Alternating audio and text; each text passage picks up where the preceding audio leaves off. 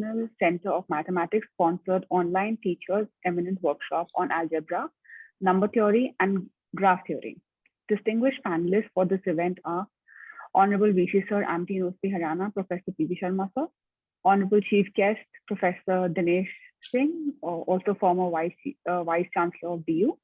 Eminent speakers of this workshop are Professor J.K. Verma Sir from IIT Bombay, Professor K. Srinivas Sir from Institute of Mathematical Sciences, Chennai, Professor B.S. Panda Sir from IIT Delhi, and Professor Om Prakash Jha Sir from IIT Patna. I'd also like to welcome all our heads of institutes and a special mention to ASAS, Professor Atul Thakur Sir, and all the other respective heads of institutions.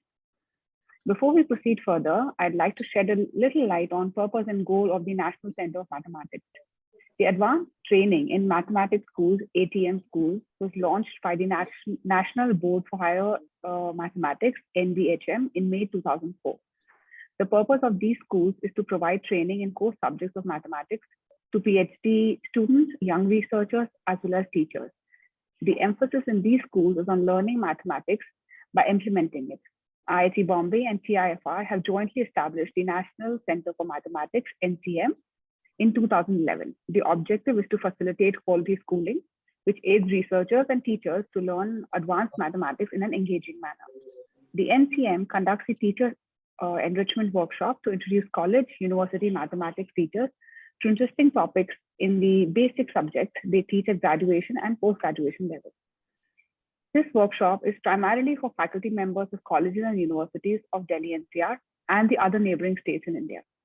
This program intends to develop basic concepts of subjects such as algebra, number theory, and graph theory, so as to inspire the faculty members to develop applications in current and futuristic, new and emerging technologies to improve the efficacy and integrity of analytics, as well as transactions and deliveries. The lectures will be delivered by the senior faculties of the IITs and other highly reputed central universities.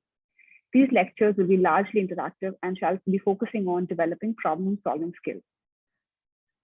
We would now take this session forward by lighting of lamp of knowledge, followed by Saraswati Vandana.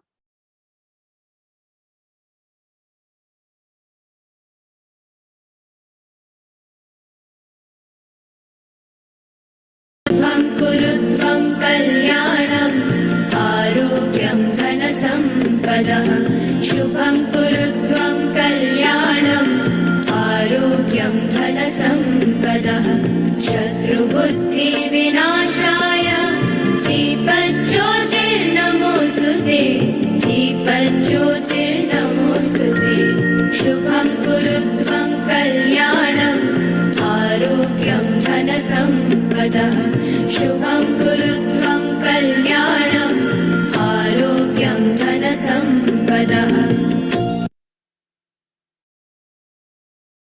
Thank you. Professor Atul Thakur obtained his PhD from Himachal Pradesh University, Shimla. He then went on to pursue his postdocs from France and Taiwan. He has published over 150 research articles and has filed 25 patents till date. Professor Thakur has worked on numerous projects sponsored by DRDO, DAE, DST, and Royal Academy of Engineering, UK. Professor Thakur is the HOI of ASAS, and I would like to request Professor Atul Thakur, sir, to please deliver the welcome address. Sir, please. Thank you, Deepa. Good evening, everyone. It is a moment of extreme pleasure to welcome you all in this inaugural session of national level 2 weeks teacher enrichment workshop on algebra, number theory, and graph theory from July 4 to July 16, 2022. On behalf of Amity School of Applied Sciences, Amity University, Haryana, I extend a very warm welcome to our esteemed chief guest and eminent mathematician, Padma Shri Professor Dinesh Singh, former Vice Chancellor, University of Delhi, and distinguished academician Professor P.V. Sharma, a Vice Chancellor at Amity University, Haryana. I also offer my heartfelt regards to all distinguished speakers, Professor J.K. Verma from IIT Bombay, Professor Srinivas from Institute of Mathematical Sciences, Chennai, Professor B.S. Panda from IIT Delhi, and Professor Om Prakash from IIT Patna for their acceptance to deliver the lectures during this workshop. Also, I welcome all deans, HOIs, faculty members, research scholars from AUH, and participants from different universities and colleges of NCR. With education as a key platform, teachers play an imperative role in transforming the minds of young people. It is the need of hour to develop according to the changes of global teaching practices, aligned with the vision of our Honorable Founder President Sir, Dr. Ashok K. Chauhan, and our Honorable Chancellor, Dr. Aseem Chauhan, who emphasizes on organizing training programs and workshops for faculty members. This teachers enrichment workshop sponsored by National Center of Mathematics and hosted by Department of Mathematics, MIT School of Applied Sciences, MIT University, Haryana, aims to provide teachers specifically engaged in undergraduate teaching to understand the basic mathematical concepts of algebra, number theory, and graph theory, and thereby applying these concepts to solve application-based problems. Here, I would like to add that our Department of Mathematics is running undergraduate, postgraduate, and PhD programs in mathematics. And the faculties cater to the teaching of mathematics courses in other schools and departments also.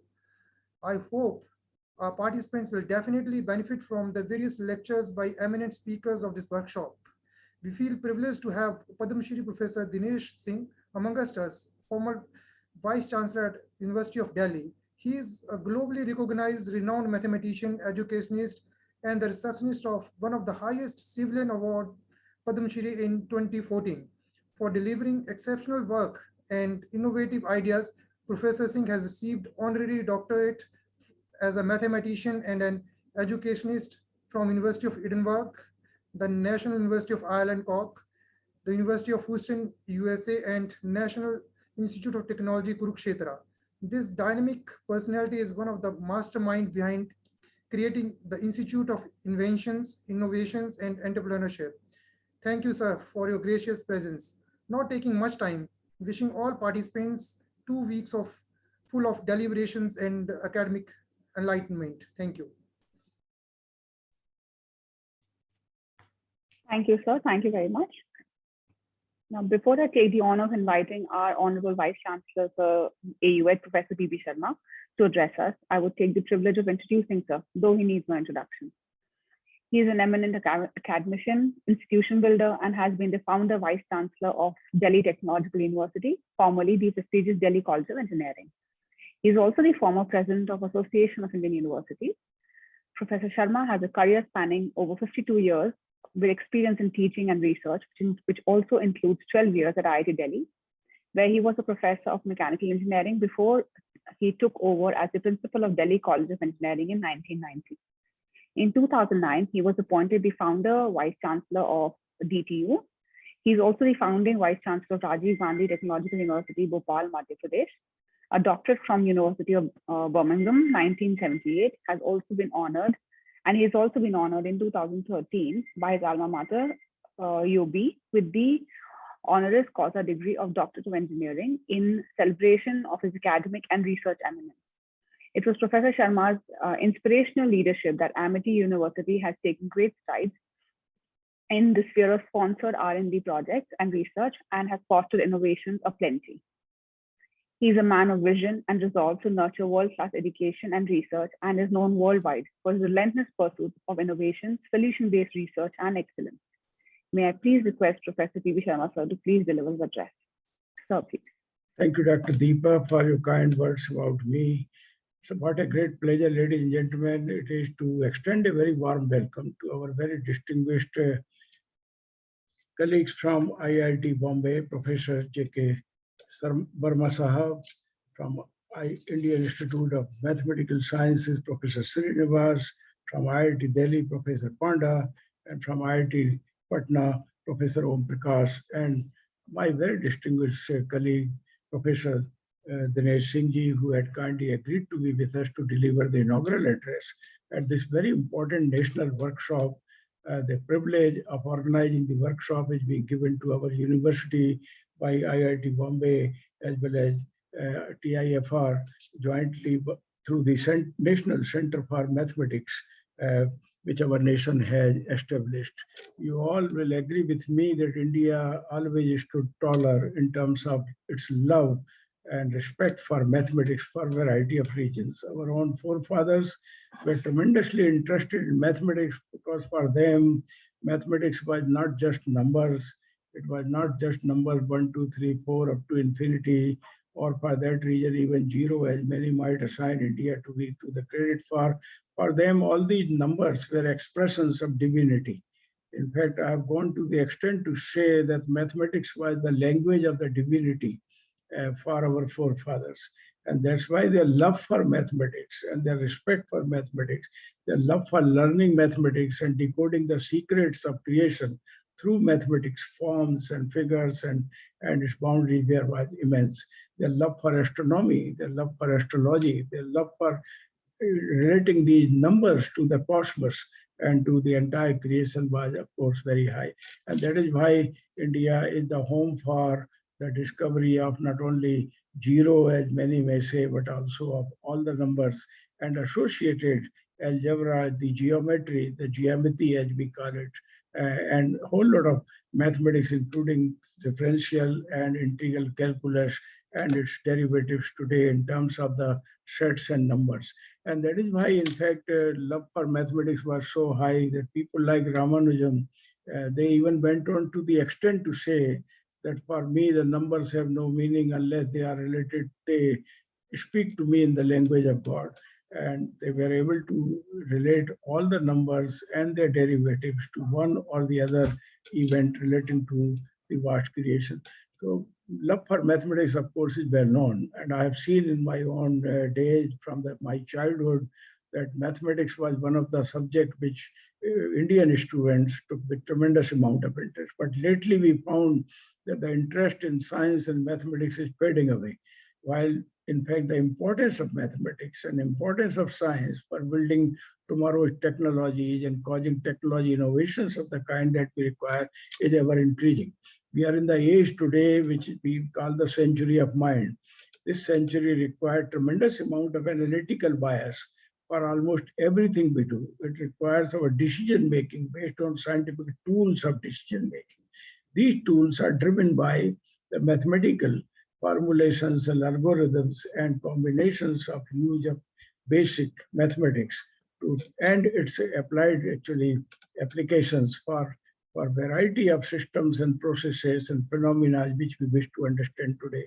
And that's why the importance of mathematics is ever increasing. Of course, in my days, when I was a child, at that time, algebra and geometry was sufficient. Calculus was added thereafter when I went to my College of Engineering, and the transforms came thereafter. Tensors came, and then of course the set came. But when I became principal of Delhi College of Engineering, I started dealing a little bit more deeper in mathematics. I realized that the graph theory has suddenly become very important, because graphs were not just the shapes, but they were decoding, in fact, tremendous amount of network around them and the communication between points and their vortices, etc. They were all there.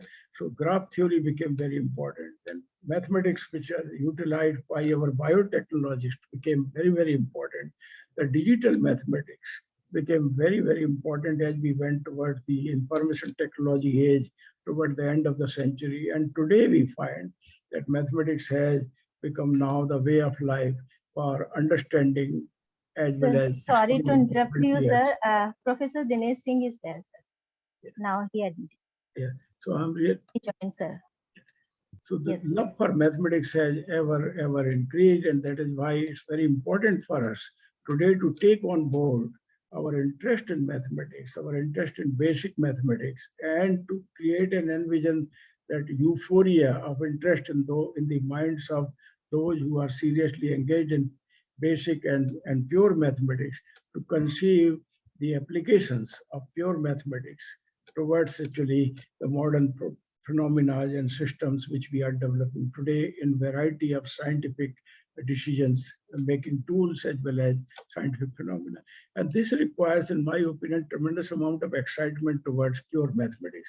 Unfortunately, during the last about 20-30 years, the focus was more on applied mathematics, which will remain so, of course, but the love for basic mathematics and its importance today in terms of pushing the frontiers, even of the most recent frontiers of information technology, artificial intelligence, machine learning, and much that we want to do to make even artificial intelligence more intelligent and create augmented reality as a phenomena for the augmented world in which we want to live tomorrow, all would require tremendous amount of understanding of pure mathematics. I'm really so happy that the National Center for Mathematics has given this responsibility to conduct a very important workshop in which we are today. The participants drawn from various universities within NCR region and the neighboring states, in my opinion, have a very important agenda. And as I was discussing with Professor J.K. Parma Sahab of IIT Bombay, the purpose is to sensitize you about how the interconnectivity between algebra, graph theory, number theory, and their domain of applications individually and collectively is so important. The agenda is also to give you a conviction that you are the drivers of much of the scientific advancement that is taking place. You are the one upon whose shoulders the capability to create a new world through the science and technology and society together exists. And that is why I think India is once again in a position of advantage, because the love for mathematics, especially pure mathematics, is very high in India. And we want to ensure that this love for pure mathematics and discovering its newer applications for the most modern and most recent and emerging trends in science and technology remains a phenomena in our university.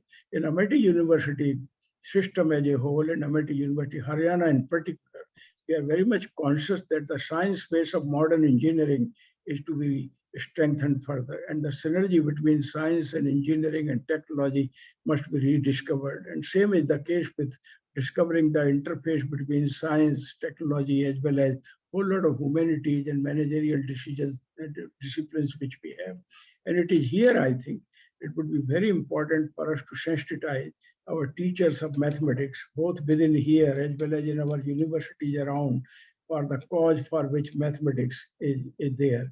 You are the major drivers and facilitators of the change and the change waves that will be created on the genius of man. And that would require a tremendous amount of love, care, and concern with which the layers of pure mathematics are to be not only understood, but taken forward for newer and newer application to create that world in which we all wish to reach to. I'm indeed delighted and very happy that Professor Dinesh Singh, one of the tallest names we have in the arena of mathematics, who had been a great scholar of eminence in his own right, had been the former Vice Chancellor of Delhi University, of which I myself was a part for about 2 decades as Principal of Delhi College of Engineering, is with us to share his words of wisdom at the inauguration of this very important national workshop. I extend a very warm welcome to each one of you, all the participants who have joined us, as well as all the eminent resource persons from the IITs, as well as from other eminent institutions who are with us. I extend to you a very warm welcome on my personal behalf and on behalf of my Honorable Chancellor, Dr. Asim Chauhan, and my founder president, Sir Dr. Ashok Chauhan, who are putting their very best efforts possible to ensure that the synergy between science, engineering, mathematics is utilized for creating much bigger applications and esteem for the purpose for which the universities are created in India. On behalf of the Amity University fraternity, I extend to you all a warm welcome and hope that during the 2 weeks of workshop, which is being conducted under the watchful eyes of IIT Bombay and TIFR and our support of our resource persons by our Dr. Sunita Kunawat, would certainly energize the soul, mind, and invigorate all our members of the faculty in mathematics as well as in allied sciences to discover a better meaning and purpose of mathematics for tomorrow's world. With these words, ladies and gentlemen, may I take this opportunity to once again extend a very warm welcome to our distinguished guest, Dr. Professor Dinesh Singh ji, who has been very kind to spare his valuable time and to share his words of wisdom. Over to you, Dr. Deepa Suhag, to take it forward. Thank you. Thank you, sir. Thank you so much. I would now like to introduce you all to our Honorable Chief Guest, Professor Dinesh Singh, sir. Professor Dinesh Singh is the former Vice Chancellor of DU, Delhi University. He is a well-renowned mathematician and educationist. Professor Dinesh Singh is a recipient of one of the highest civilian awards, Padma Shri, in 2014. He was director of South Campus University of Delhi from 2005 to 2010. He has a PhD from the Imperial College of Science, Technology and Medicine, London. Professor Dinesh Singh has been awarded Platinum Jubilee Lifetime Achievement Award and many other famous awards. He's been a recipient of many other famous awards in his career. He received many more awards like Xavier's Lifetime Achievement Award in recognition of contribution in the field of education and research, Koch Challenger Award in the field of education for the reforms brought in under his tenure, Platinum Jubilee Lifetime Achievement Award, Association of Microbiologists of India, AMI 2013, Award for Plenary Address, Association of Commonwealth Universities, London. He's the president of Ramanujan Mathematical Society and member of many illustrative scientific advisory committees. He was the president, Mathematical Sciences Indian Science Congress Association in its centenary year at Kolkata, India in 2012-2013. The PM of India was the general president then. Indian Mathematical Society Ramaswamy Iyer Award Lecture in its centenary years was also felicitated to him in 2007. Career Awards in Mathematics of the University Grants Commission India 1994. He has served on the Board of Trustees of the Association of Commonwealth Universities and also has been on the EC of Universitas 21. In addition, he has played a decisive role on the EOC of the International Congress of Mathematicians in 2010, which is organized once every 4 years. He has been a part of numerous official delegations and has visited various countries to foster greater cooperation with other countries in research and education, with President of India and Union HRD Minister. Professor Dinesh Singh has also created special and beneficial ties between India and several other nations. He has also generated very tangible and productive relationships between the University of Delhi and several institutions abroad for academic cooperation, student visits, faculty visits, and academic activities. Professor Dinesh Singh has also created policy awareness and insight through numerous plenary talks and invited addresses at international as well as national forums in many parts of the globe over the past several years. I would now like to request Professor Dinesh Singh, sir, to please enlighten us with this noteworthy address. Sir, please. Thank you very much for your kind words. I have no idea where you dug them from. I have no idea. It wasn't difficult, sir. It wasn't difficult. I hope that they're all true. 200%, sir. I'm sure there's much more to it. And I am sorry if I haven't done justice. Anyway, thank you very much for your kind words. I appreciate that very much. Professor Sharma is a long-standing friend. I've learned much from him in my life. He has pioneered many ideas, created new institutions. So we learn from him, and to be part of this journey where he is the head of the institution, for me is very, very honoring. I am delighted to be here.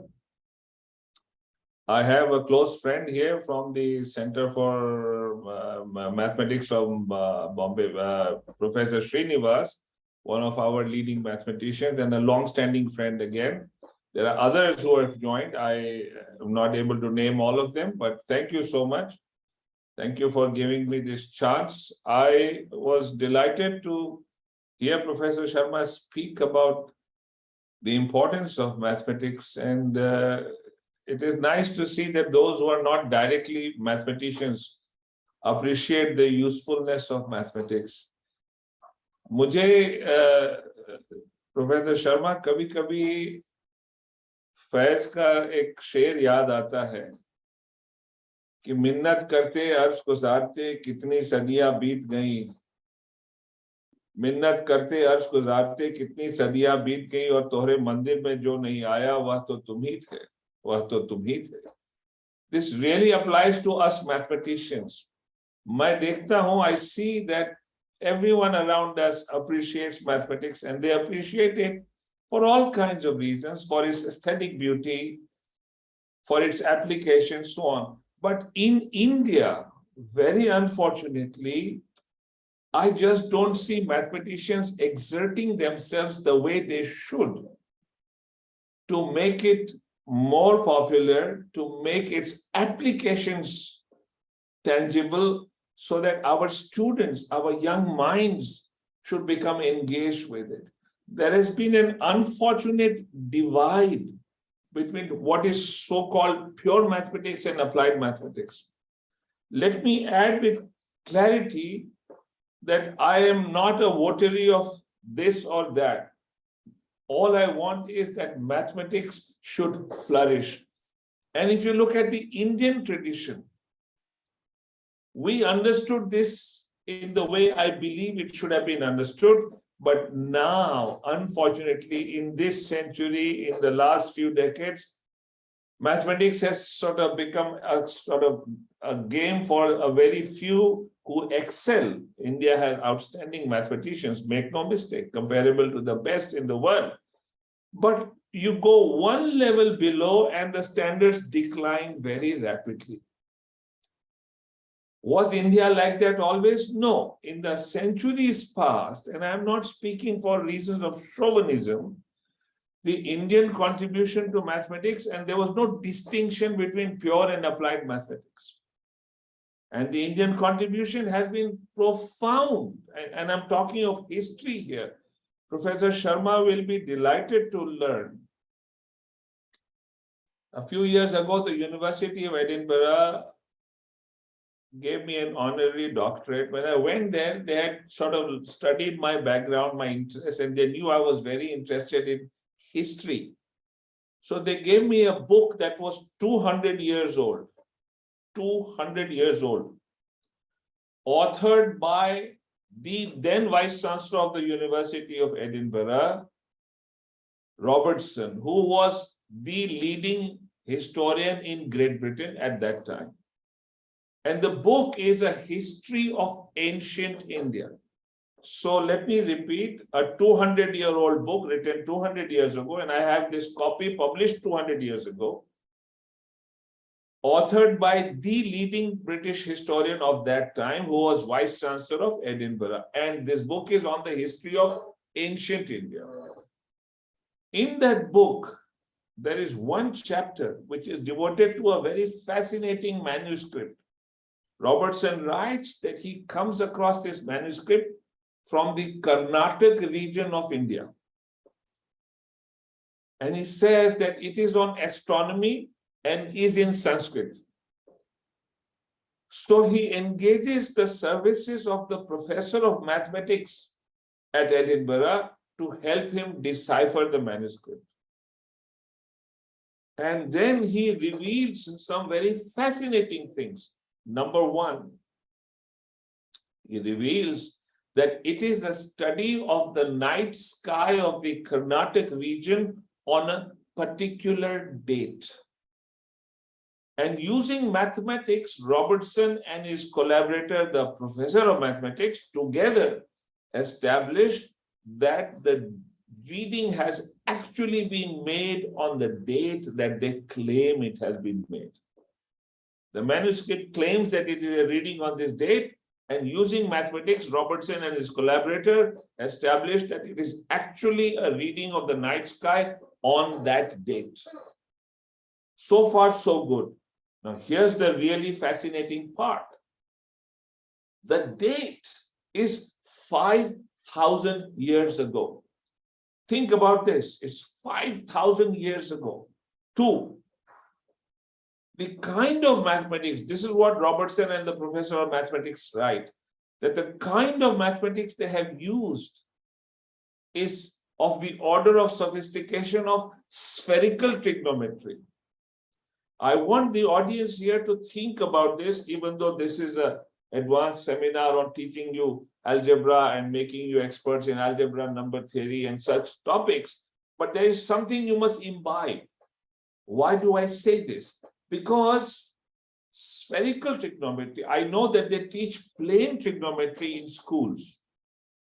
And they teach it to as much extent possible that they can. बच्चों के नाक में दम लगा देते हैं. Spherical is far more complicated. 5,000 years ago, the people in India at that part of Karnataka could read the night sky using ideas of spherical trigonometry. This is Robertson writing. I'm not saying this. And spherical trigonometry can be treated as a pure discipline where you do art for the sake of art, and yet they are using it to study planetary motion. And if you think this is an isolated incident, the history of Indian mathematics is replete with this. The theorem of Pythagoras, always known as the theorem of Pythagoras, was discovered in India more than 1,000 years before the time of Pythagoras for very practical reasons. And I have known the history of agricultural fields in many parts of northern India where they used to use the theorem to actually mark rectangular fields. You can use the theorem without having a protractor, without knowing how to measure angles. You can still make perfect rectangles. And the theorem comes not from someone who is sitting at a desk or lying in bed or sitting under a tree and saying, suddenly I have discovered the theorem. It comes through everyday practical use in architecture. Think about this. And the story goes on and on and on. Calculus was discovered in India 500 years before the time of Newton by Bhaskaracharya II, because he was studying planetary motion and he wanted to know velocity at any given instant of time. And he did that by creating calculus. The term he used for calculus was tatkalik gati, velocity at an instant of time. So in India, all these profound discoveries were happening in the context of the real world, in the context of applications, in the context of doing good things for society. When Vasco da Gama comes to India by the sea route, we were taught in our history books that he discovered the sea route to India. Much later, a Harvard historian told me, and then this was again reinforced by a very distinguished historian from Portugal, that he did nothing. All he did was he picked up a navigator in Africa called Kana from Gujarat, who took him straight from there, crossed the Indian Ocean accurately, and took him to Kerala. How did he do that? Vasco da Gama writes that the navigator, had a device called the Rappel guy. The Rappel guy was a mathematical device coming out of knowledge systems in India that allowed you to find position at sea. What has happened to us now? In this day and age, I don't find such advances in the use and applications of mathematics. Many of these things were exhorted by Professor Sharma. And yet, I just don't find. We do very well in many parts of pure mathematics. India ranks in terms of quality of mathematicians with the best. But when I look at applications, I see hardly anything, You know, as you and I talk, our words, our images are sent through a system which is encrypted so people cannot corrupt it, people cannot steal it.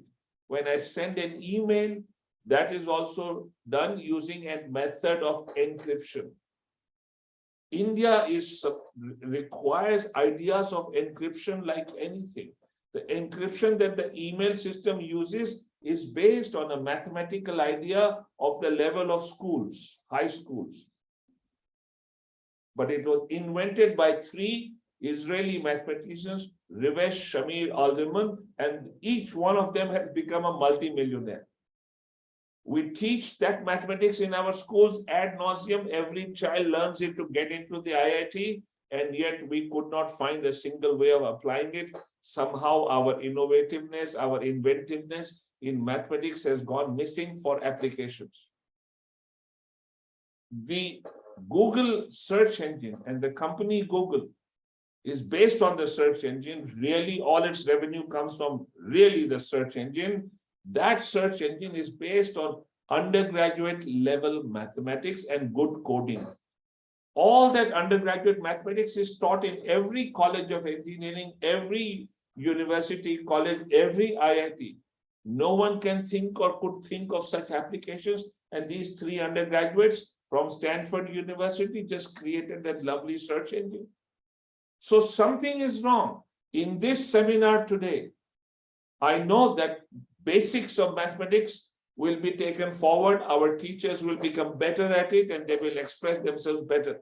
But unless institutions like the Center for Mathematics from IIT Bombay and other places begin to recognize, give respect and encouragement to ways and means for our young to learn to apply mathematics, this will not be of much use.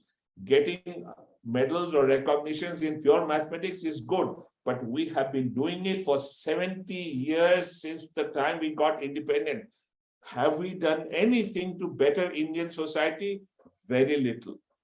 And I hope and pray that people like Professor Sharma will organize applications-oriented things where they can get some good applications-oriented mathematicians, maybe not from India, but in this day and age, you can have online connections and create better expertise at applying all these profound mathematical ideas of pure mathematics that will be discovered, that will be discussed in this workshop.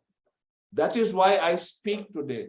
That is why when my senior Professor Sharma requested me, I agreed to speak today, even though I have a really tight schedule, because I wanted to express my heart. I hope Professor Srinivas, who is such an expert in mathematics, will also pay heed to this. He is as much interested in Shairi as I am, and he is much better at mathematics than I am. And I am hoping that he will also do something about this. With these words, sir, I have the greatest respect for the institution where this is taking place. Thank you for inviting me. Jai Hind. Thank you so much, Professor Singh. We have tremendous amount of respect for your matured wisdom and for your counsel and guidance at this very important juncture. We fully agree with you that the love and respect for mathematics that was with the ancient India need to be revived in the younger minds.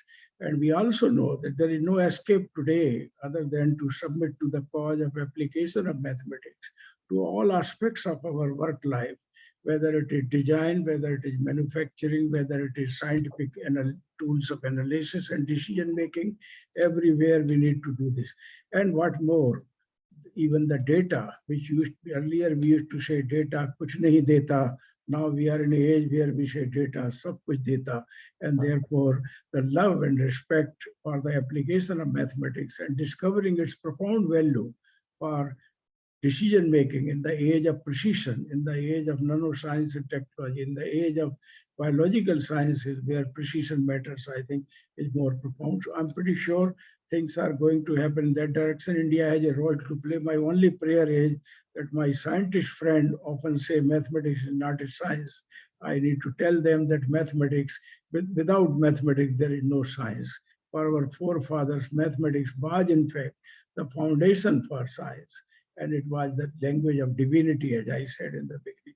Let this love, respect, and responsibility to revitalize the value and worth of mathematics for the modern day, science and technology, as well as our future, be reinvestigated. And I'm sure this workshop has been planned from that angle. Professor Verma, thank you so much indeed for giving us this opportunity. Professor Om Prakash and Professor Srinivas and Professor Singh. Sir, thank you so much for your precious time. I know how busy you are, but I know you love us. I know that you have in your heart a corner for people like us who are desirous to pick up the best possible brains and then put them before the younger mind to inspire them and to invigorate their thinking, to take our age-old traditions of application of mathematics so seriously. I thank you so much for your kindness and sparing your valuable time. Thank you so much indeed. During the course of the workshop, the expert lectures which have been planned from the minds of the expert, I'm sure will delve into great details about pure mathematics.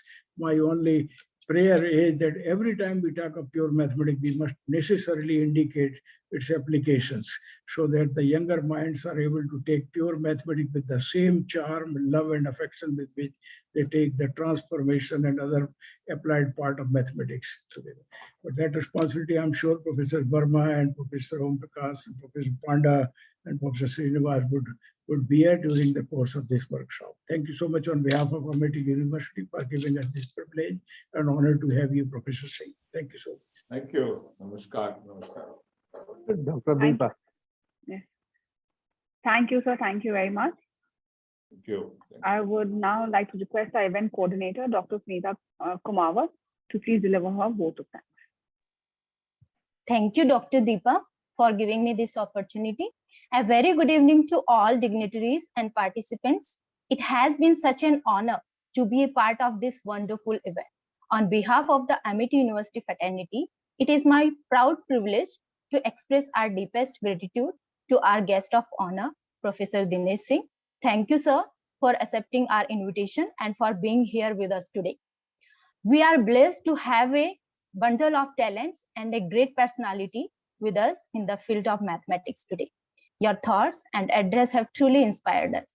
Thank you, sir, for your thought-provoking and enlightening address. I would also like to extend my sincere thanks to our esteemed resources person, Professor J.K. Verma from IIT Bombay, Professor K. Srinivas from IMSC Chennai, Professor B.S. Panda from IIT Delhi, and Professor Om Prakash from IIT Patna for accepting our invitation and sparing your valuable time for delivering the lectures in this workshop. Thank you all with warm regards. I would also like to express our gratitude foremost to National Center for Mathematics and Teacher Enrichment Workshop Committee members for providing funding and organizing support. This is all because of NCM played a main role to make this event successful. Your cooperation is always highly appreciated. Thank you. Now I am great privilege and honor to thank our Honorable Founder President, Dr. Ashok K. Chauhan, and Honorable Chancellor, Dr. Asim K. Chauhan, Amity University, Haryana, for providing this platform with the endeavor to nurture holistic world citizen. They are visionary marking of the success stories of our students and faculty. It is my proud privilege to present the vote of thanks to our Honorable Vice Chancellor, Professor P.B. Sharma, for always supporting us to organize such wonderful events. Thank you, sir, and providing suitable platforms at our university. He always put lots of effort and love into making each one of us a good mentor and human being. Thanks a lot, sir, for motivating and guiding us. A sincere thanks to head of the institutes and departments who handle the event throughout, especially Professor Atul Thakur, sir, Director of Amity School of Applied Sciences, Rear Admiral Krishan Kant Pandit, HR Director, Registrar Amity University, Haryana, and Chief Finance Officer MP Agarwal for helping us a lot. I would also like to thank to all committee members and supporting staffs for their continuous support. I would also like to thank all the registered and selected participants who will make this event a memorable one. Without their support, it can't be possible. Thank you everyone who have joined us here. Last but not least, I take this opportunity to thank Amity IT team for providing such a robust network wherein more than 300 academicians at online and here live streaming, they are connected. Thank you. Now I request you all, please give a round of applause to all those who attended the session and helping in making this event as a grand success. Thank you, everyone.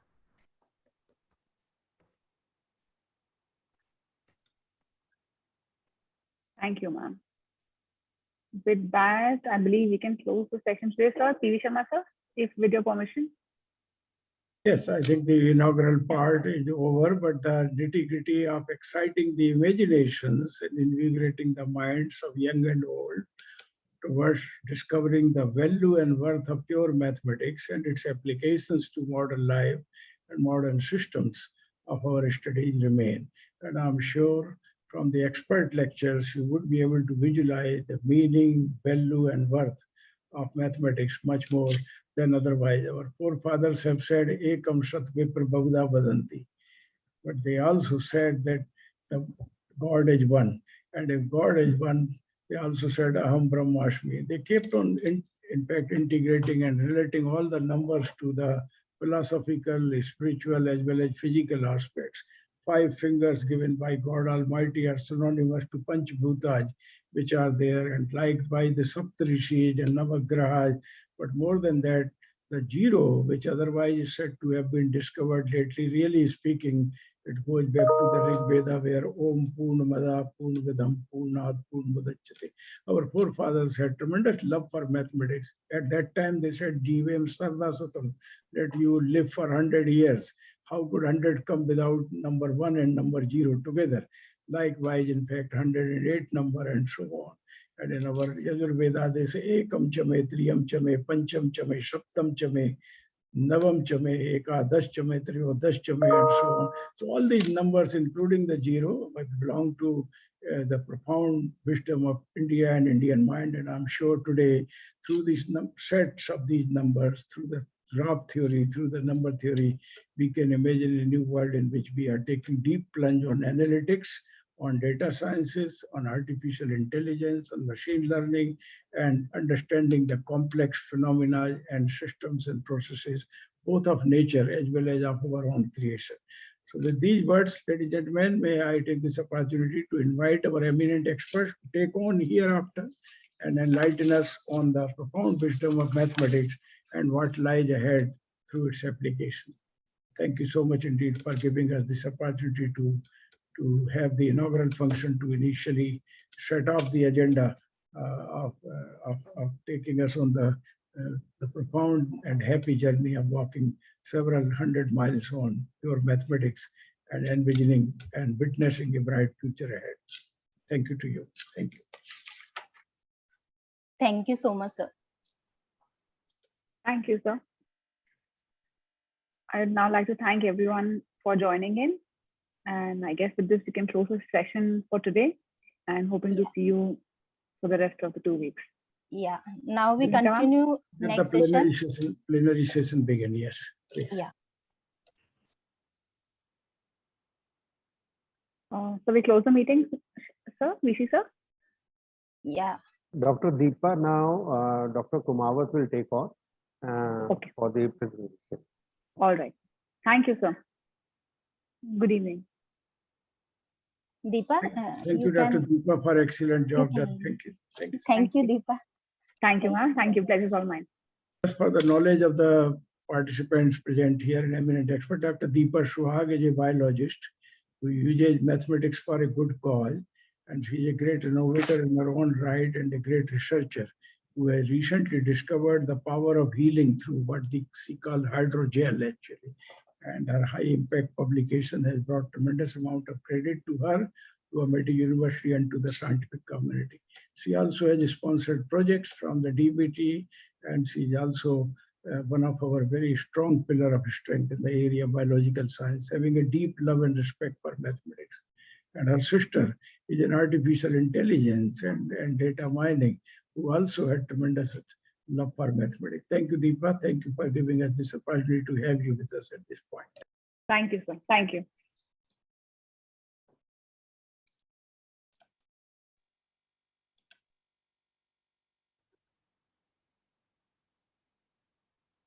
Dr. Sunita Kunawat, we need not log off. I think you can carry on with your Yeah, because time is already over, so Yes, yes. that's why we have to continue now.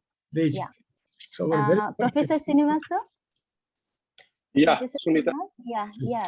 So shall we continue now? Yes. Yeah, so I please. would rather Yeah. request Professor Jugal Verma to say a few Mhm. words to the participants. Jugal, are you around? Yeah. So, So maybe you can share a few words. Sir, so we first of all, I think we have to introduce you in front of Yeah, all. so you should do that. So Yeah. Sakshi, are you there? Miss Sakshi?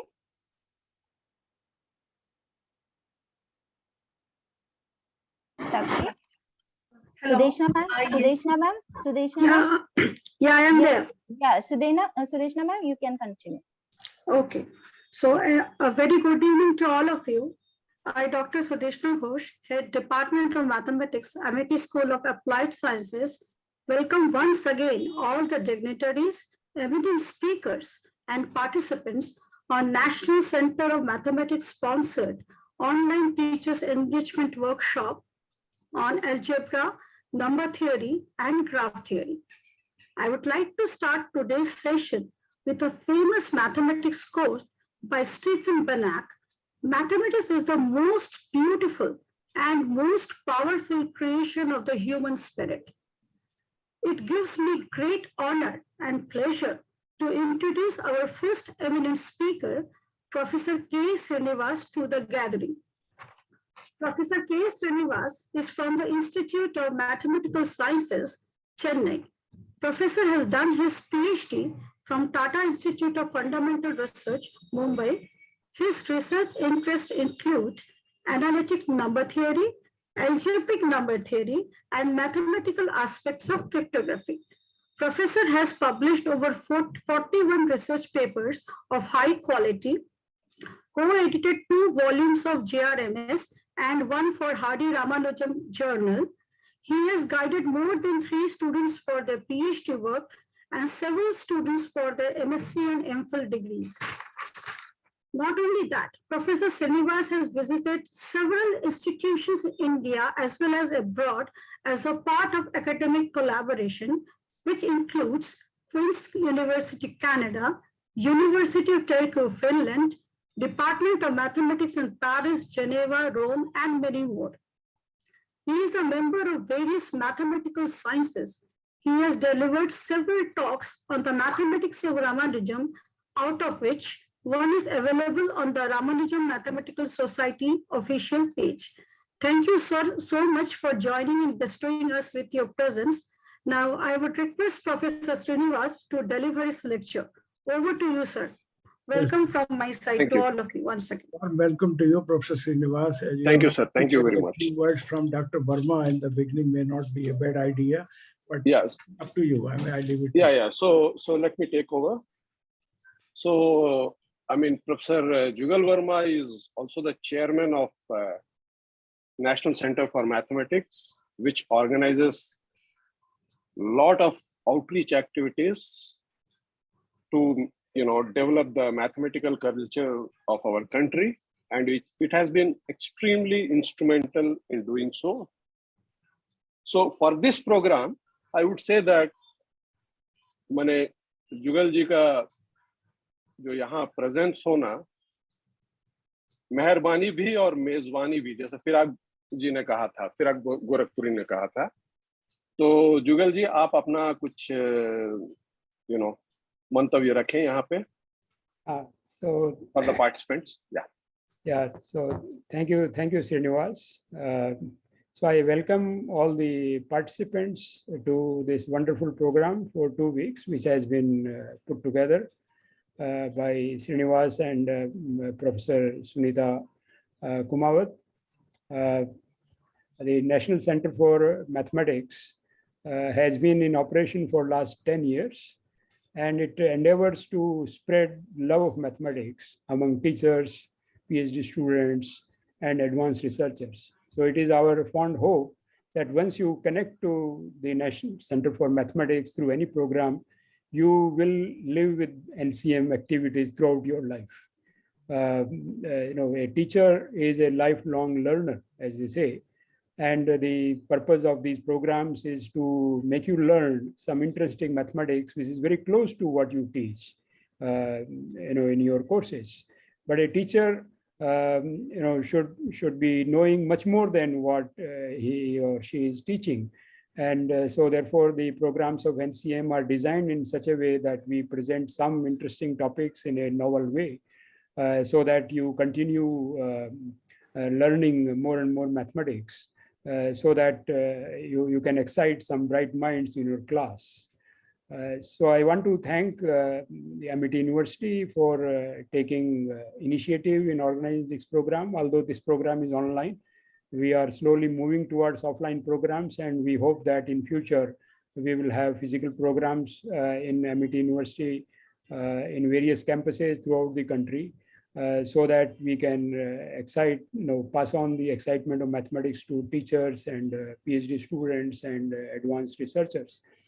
I want to especially thank the committee for teacher enrichment program. This is the largest program that NCM organizes. We do close to 20 or 25 programs every year throughout India.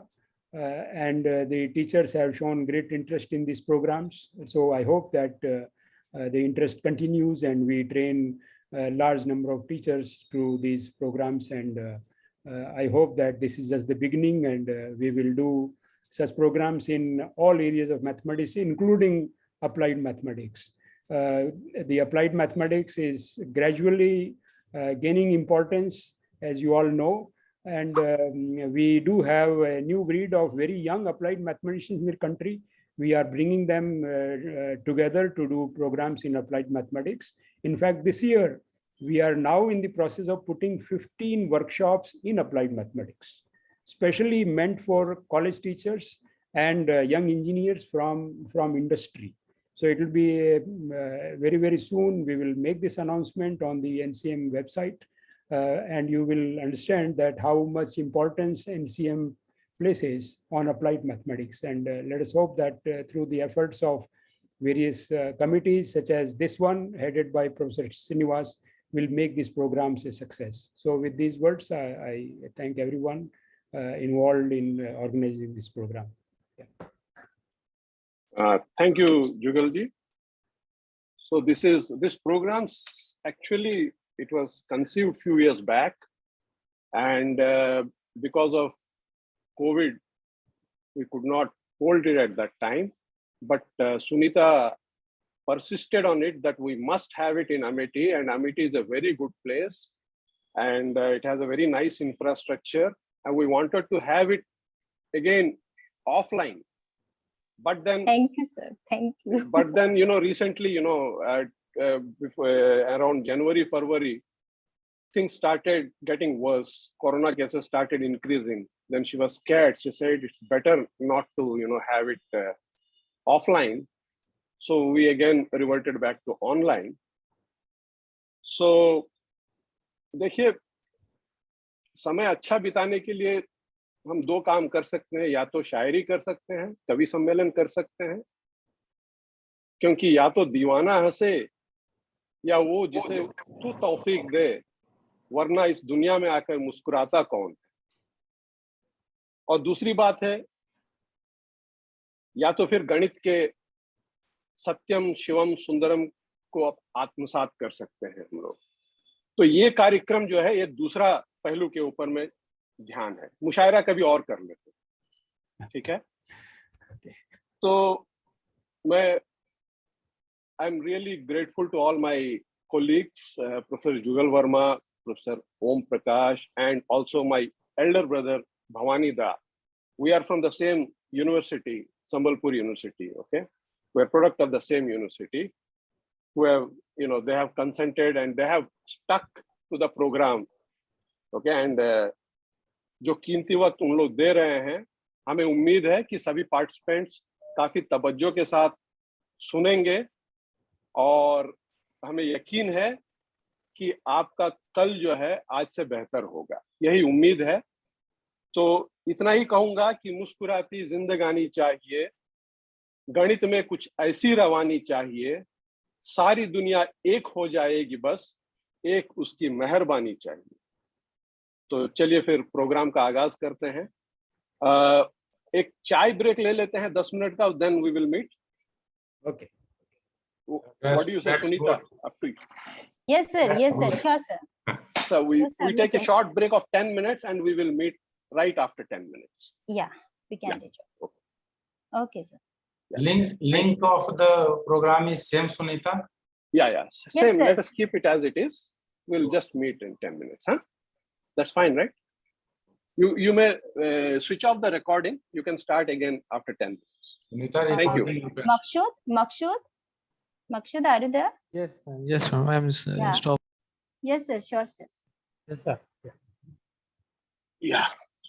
So I'm audible, right? Yeah, audible. All right. So good evening, everyone.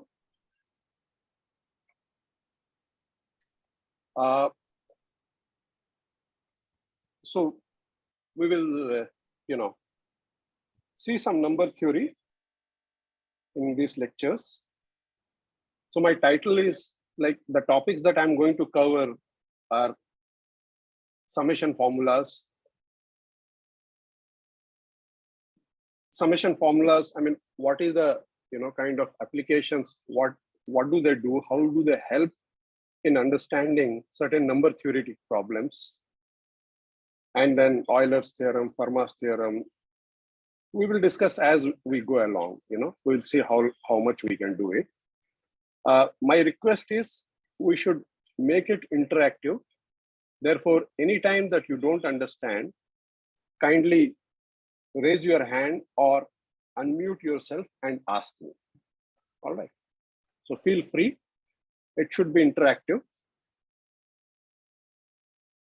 So, okay.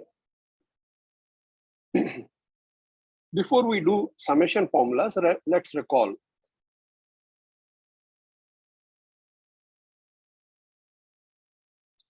Let's recall Riemann-Stieltjes integral. See, many times what happens is summations are difficult to handle.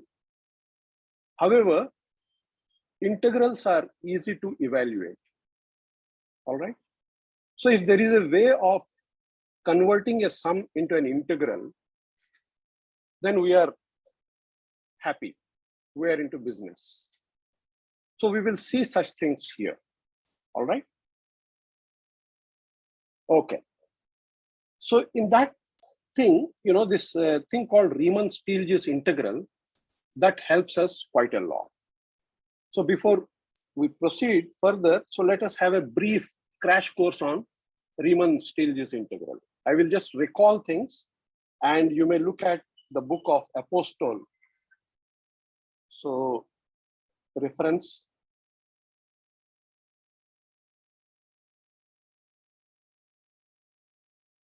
Tom Apostol. This is mathematical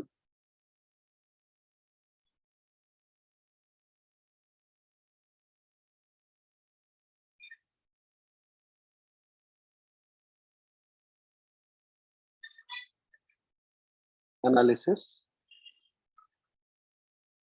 and also by the same author, Introduction to Analytic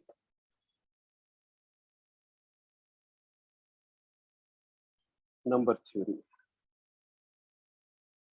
All right. Sorry.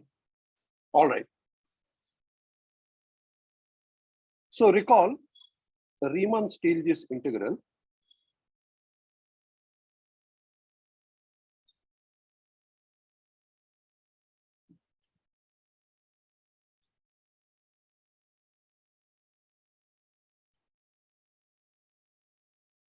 Involves two things, F and alpha. Okay, two symbols.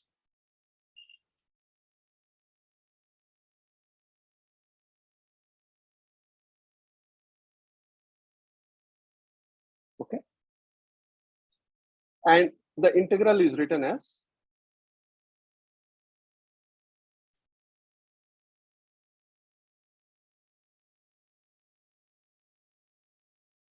F d alpha. All right. Or this is same thing as, let's say from A to B, fx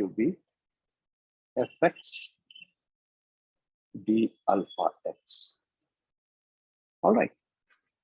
And since mobile data is turned off, sure, you'll have to connect and to a Wi-Fi network first. when your alpha is continuous, okay, continuously differentiable, okay.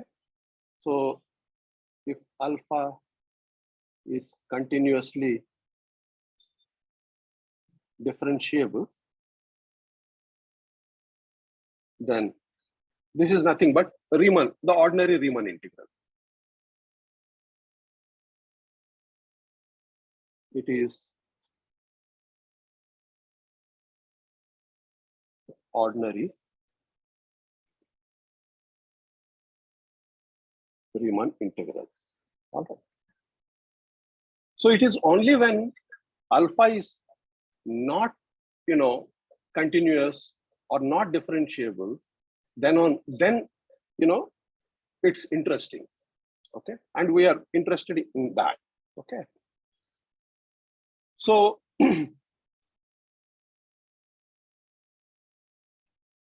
what we will do is, by a suitable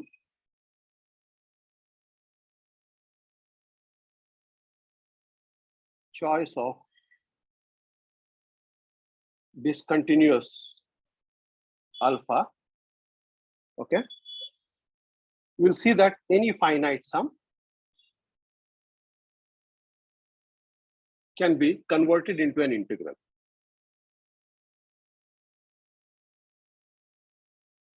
Finite or infinite, okay, can be expressed as a Stieltjes.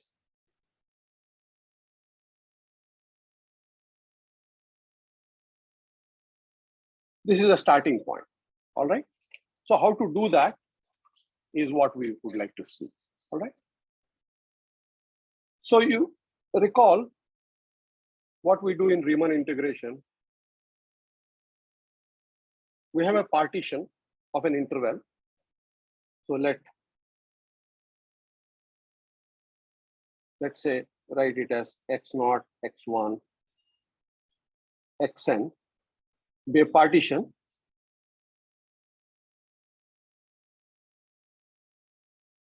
of an interval AB. All right. And associated to this partition, we define a sum. Right. So let Tk be any point in xk minus 1, in the interval xk minus 1, xk. All right.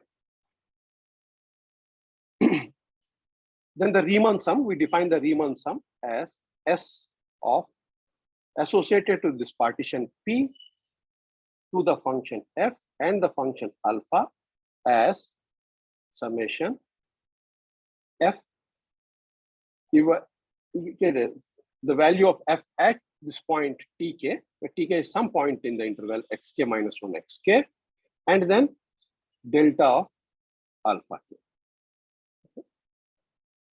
K is equal to 1 to n. This, recall, this delta alpha k is nothing but alpha of b minus alpha of k, right? These are the standard things which we study in undergraduate or graduate level. All right. So this is called Riemann-Stieltjes sum of f. So this is nothing but Riemann-Stieltjes sum of f with respect to alpha. Okay. And we say that this f is Riemann integrable provided there is a number a, okay, such that for any partition finer than this, the sum and the number a can be made as small as we please, right? That's the definition of Riemann integration. So we say that our f is Riemann integrable with respect to alpha in the interval AB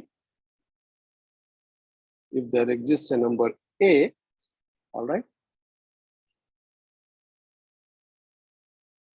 satisfying given any epsilon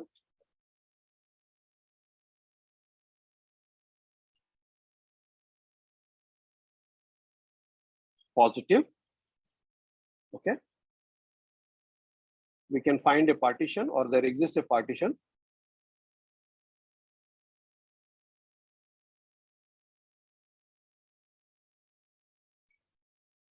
P epsilon, let's say, which is finer than P.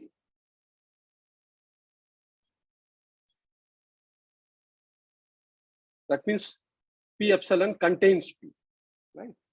Because you make much finer partition. So this will contain the earlier partition. Okay. And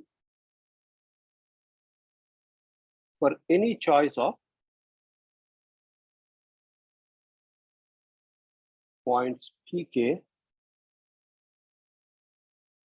in xk minus 1 xk, we have the sum can be made less than epsilon. Minus a can be made less than epsilon. All right. When such an a exists, we say that, and it is unique, then we say that it is integrable. Okay.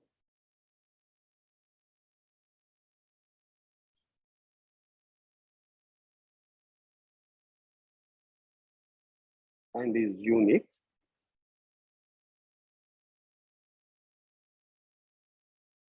F is Riemann integrable with respect to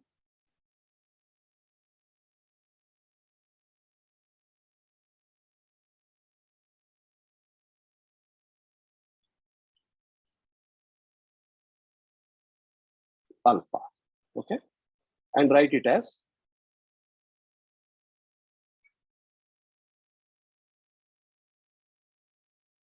A to B F D alpha. All right.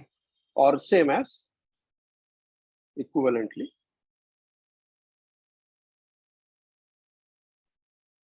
A to B F of x. Since mobile data is D turned off, you alpha have to x. connect to a Wi-Fi network first. All right. Excuse me, sir. Yes, sir. Yeah, okay. From the definition, there you define the two partition, right? Okay, so please little before, sir. Yeah. So, yeah. Here, given epsilon greater than 0, we can find a partition. Yeah. P epsilon finer than P. Yeah. And for any choice of this one, you are writing this this modulus, right? Modulus, which is less than epsilon. Right. But in that modulus, the P epsilon, it is not there. Why we need P epsilon? No, for because the P epsilon is finer than, there's a finer than P, but P is never give anything. Yeah. You are saying this one, is it? Yeah. That is the one. But P epsilon and P, it is both actually, whatever we are using the definition, we have to put it there inside, right? See, given any partition, you should be able to find another partition finer. So this is for. But you are not given any epsilon, we can find a partition P epsilon finer than P. So you are not saying anything about this P before, right? Oh, then this should be P epsilon. This is P epsilon. Yes, you're right. Okay. But this P where you are using already, because the definition you are starting here, we say F is Riemann integral with respect to alpha. If there exists A satisfying this property. I think this is correct actually. It should be P. But P epsilon, yeah, okay. This is P. Yeah. We can find a partition, say P. That's enough, I think so. Maybe I may be wrong sometimes. So P epsilon, P epsilon, whether is it enough? Is it necessary here? I mean, see, the moment, given, so you are given a partition, right? You should be able to find another partition which is finer than this. So we are not doing any. And it should be true for any partition which contains P. All right. Okay, sir, but I understood. But anyway, so we are not giving any partition before, right? Before from the definition. No, how do you define Riemann integral? You take partition and then make finer and finer and finer, right? Okay, sir. Okay. Yeah. All right. So anyway, so these are very elementary things. You can look at apostole. All right. Okay, sir. Okay. Thank you. Yeah. So what I am heading is number theory. I mean, I'm just recalling the basic facts. All right. I'm not proving anything here. So in this case, we also say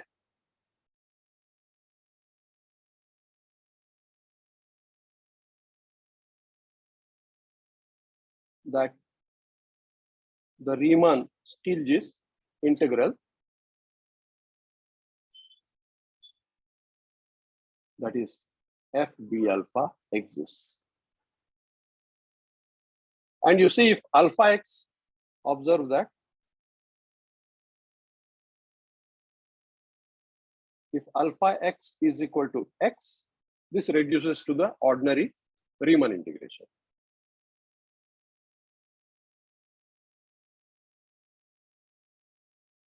Riemann integral. Sorry. All right. Okay. All right. Now, how to write this in terms of, now the most interesting part, as I said, when alpha is discontinuous, right? So let alpha be. So this is what I mean, just the definition that I try to recall. So let alpha be a step function. Okay. So now, finite, so relation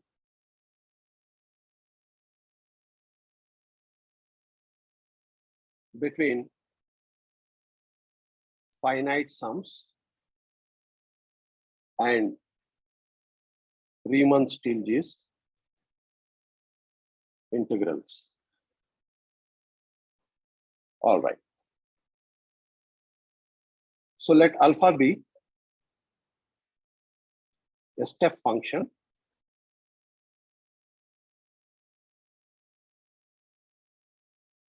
defined on AB. All right. With jumps, say alpha k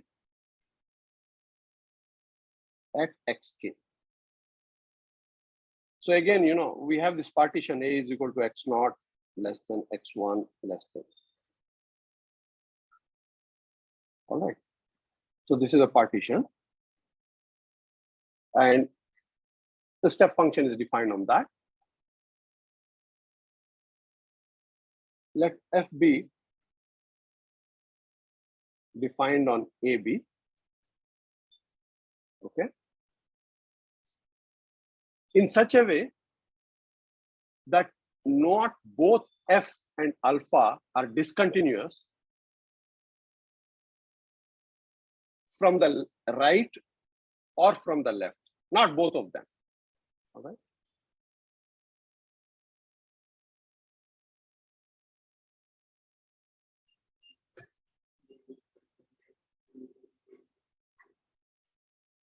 Not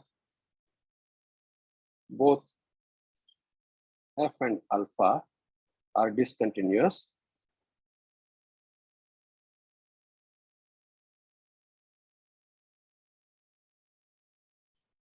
from the right or from the left at each xk. Okay, these are the conditions. All right. Then integral A to B f d alpha exists, and we have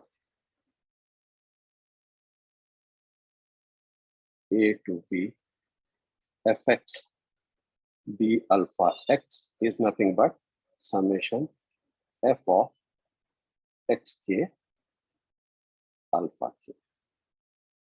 Okay.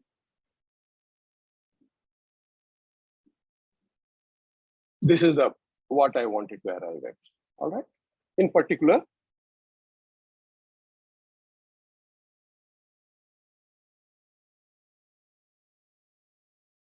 given a sum, let's say ak, k is equal to 1 to n. All right.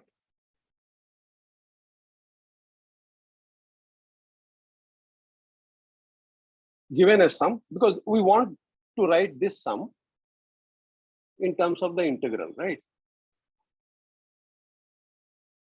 Given a sum of this type, all right, define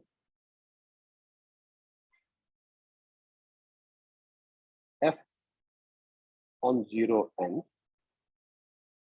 on the interval 0 to n, as f of n, sorry, f of x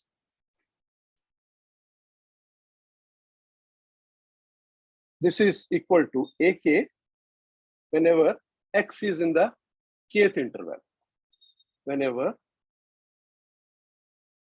our x is less than or equal to k or k minus 1. Okay. K is equal to 1, 2, up to n. Okay. And f of 0 is 0. Okay. Then our sum ak, which we wanted to write as an integral, this is nothing but f of k. All right. And by Riemann-Stieltjes, this is nothing but, sorry,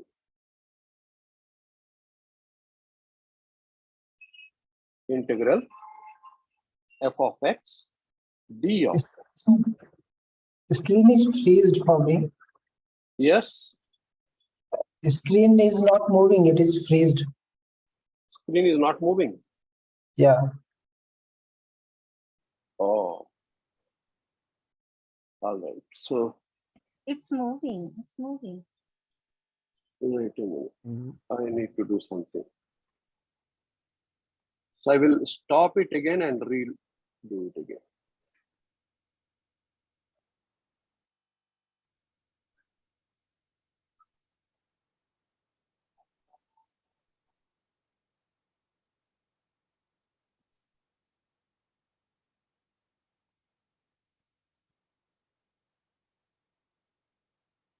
I have stopped sharing. Professor Srini. Oh, my Zoom got disconnected actually. Okay. Sorry about that.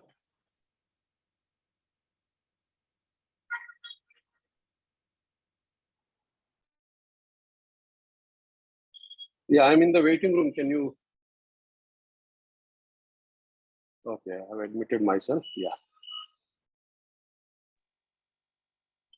Admitted it.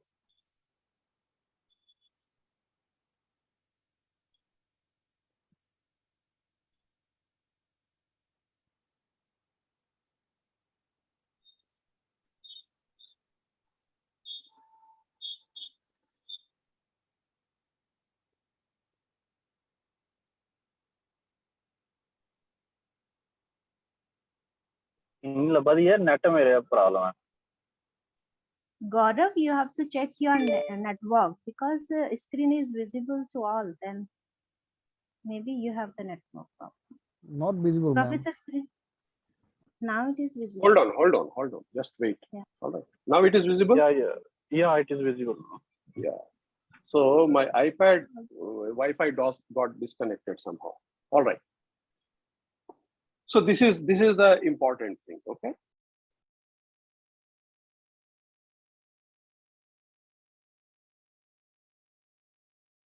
So remember this one. All right. We will exploit this one. Okay. All right.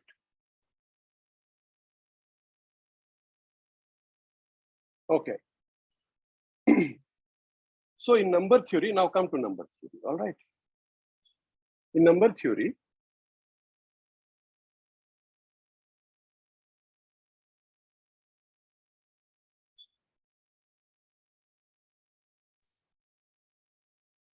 we are often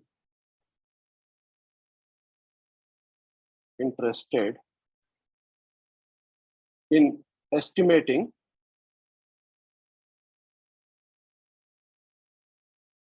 sums of the form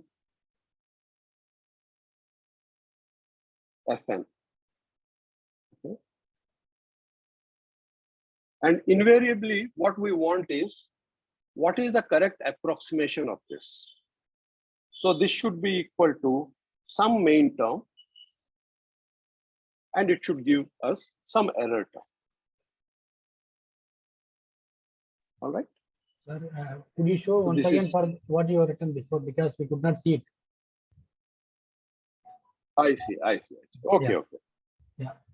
So, you know, I mean, just I have put, you know, whatever we have done before, fx d alpha x, we have taken a step function and just put the values of that step function. All right. Okay. So the thing to remember is this one. All right. So this finite sum can be expressed in terms of the integral of this type, fx dx, d step function of x. All right. Is it approximated or exact value, sir? No, not exact. If it's exact value, then it's not interesting. You see, so for example, number of primes up to x. Yeah, right? Okay, because you we don't have an something like that. Number of divisors up to x. But you have written equal. That's what I heard. Okay, no problem. Yeah, equal to means this is the main term. Yeah. Okay. And this is the error. Okay. And the idea is to make the error smaller. Okay. Okay. The first thing to remember is that the error term must be smaller than the main term. Then only it becomes an error term. All right. Okay. Thank you. Okay. Now, for example, suppose fn is equal to 1 by n. So this will tell you what is the sum of the harmonic series up to x, right? 1 plus 1 by 2 up to 1 by x. You know, what is the approximation to this and what will be the error? All right. Or suppose you want to sum 1 plus 2 to the power 10 plus 3 to the power 10 plus 4 to the power 10 up to some x to the power 10, something like this. What will be the main term? What will be the main term? And what will be the error term? Things like that we would like to understand how to attack those kind of things. Okay. So in general,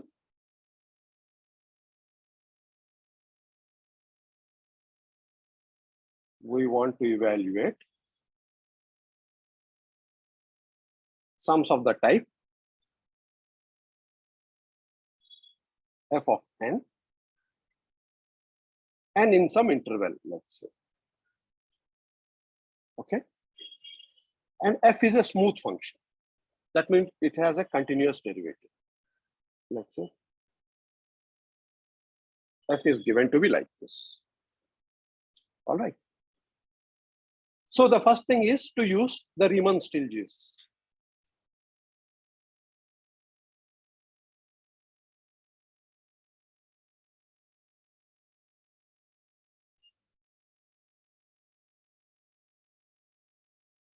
Convert this sum into an integral.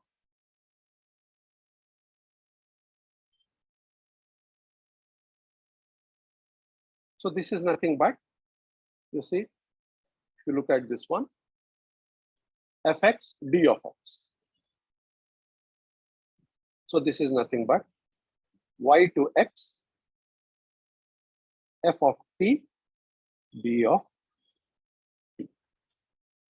All right. T is the integral part of x. So t is the integral part of it. That means t plus fractional part of t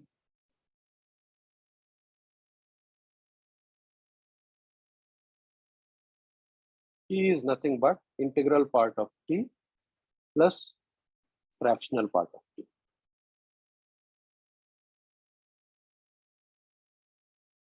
So this is the fractional part of t, which is between 0 and 1. If t is an integer, fractional part is 0. Okay. Yeah. Now, how to evaluate this integral? All right. nothing. Again, simplify that. Y to x, f of t, and this is integral part of t is nothing but t minus fractional part of t. So this is t minus fractional part of t. All right. And now this is nothing but y to x, f of t, d of t minus y to x, f of t, d of fractional part of t. All right. Call this equation 1. All right. So we have this one, a very nice expression. Now we need to look at this expression. What is this one? All right. So y to x, f of t, d of fractional part of t. Let's integrate by parts. Okay.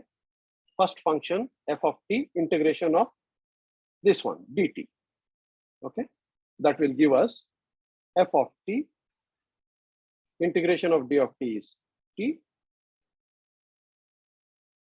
y to x, minus integration of derivative of the first function, y to x,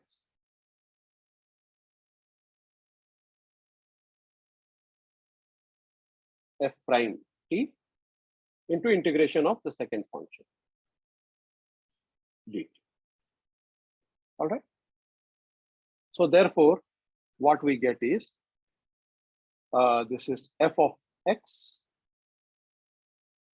fractional part of x, minus f of y, fractional part of y, minus this guy, y to x, f prime t, t, dt. All right. Okay. Therefore, from 1 and 2, we get the sum that we wanted. Thus, we get, or we have our summation Fn is nothing but y to x, and then minus this one, and minus this one is this guy. Okay, this entire thing. So therefore, this is a to y to x, f of x, f of t dt, plus, because there is a minus, so this minus will become plus y to x, f prime t, t dt, and these are in the minus. Okay, minus, I will write it as minus fractional part of x, fx, plus fractional part of y, fy. Okay. So this particular thing is known by a formula called Euler's formula. So this is called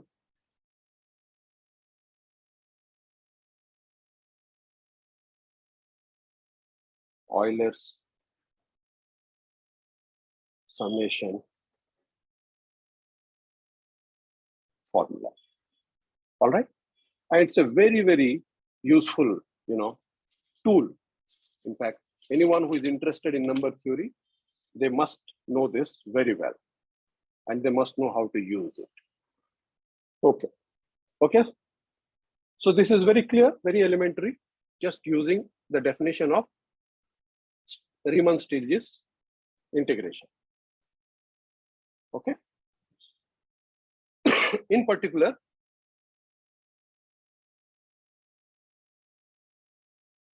invariably we want to do from 1 to n. or 1 to x. In particular, suppose our function f of t belongs to C1, 1 to, let's say, x. Okay, 1 to x. Okay. Then with y is equal to 1 in the Euler summation formula, then 1 in Euler summation formula, we get summation n less than or equal to x, our f of n, as 1 to x, f of x dx. This is the main term. All right. And whatever else you get happens to be error, as you will see in some examples. 1 to x, t f prime t dt minus x fx plus f of 1. Okay.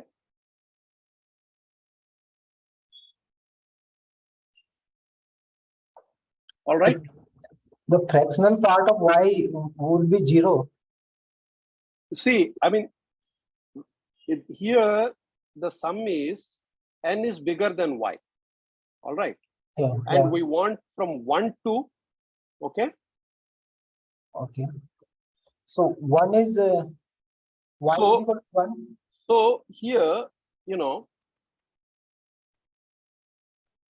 wait a minute.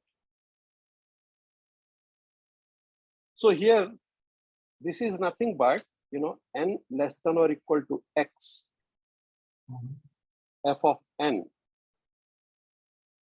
is nothing but, what do you have?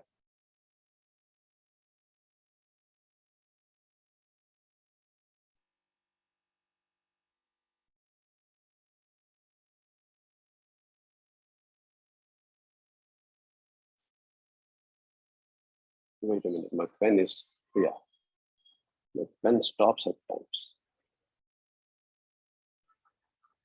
So yeah, so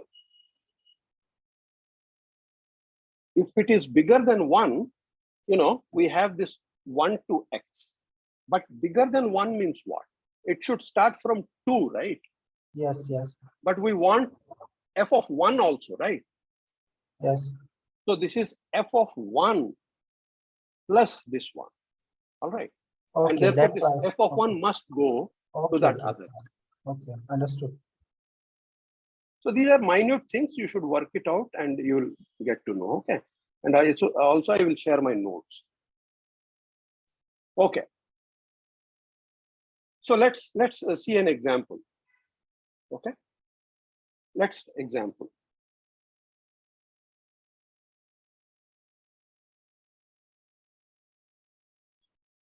Let's take our fn to be 1 by n. Okay. So we want to evaluate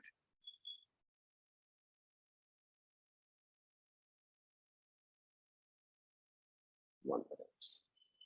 So what is your guess? What will be the size of this one? Anyone?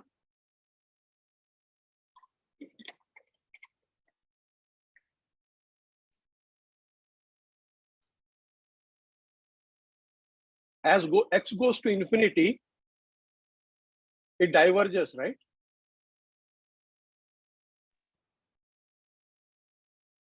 Somebody can unmute and answer my question, please. Log x. Yeah. So as x goes to infinity, this sum will go to infinity, right? Yes. Yes, sir. Yes. And the question is at what rate?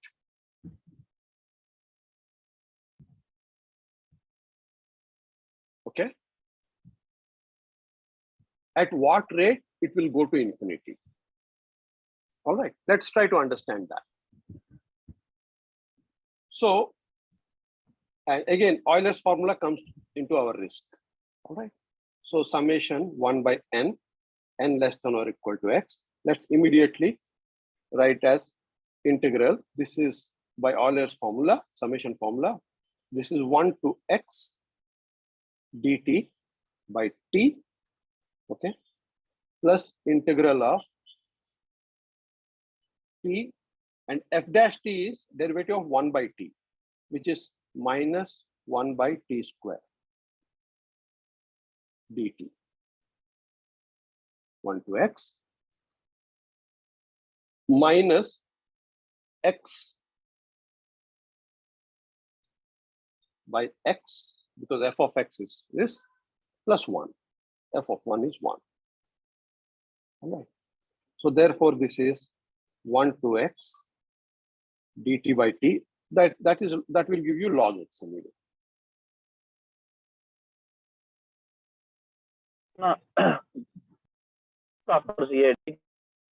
Right? So the first term itself gives you log x. Okay. Minus.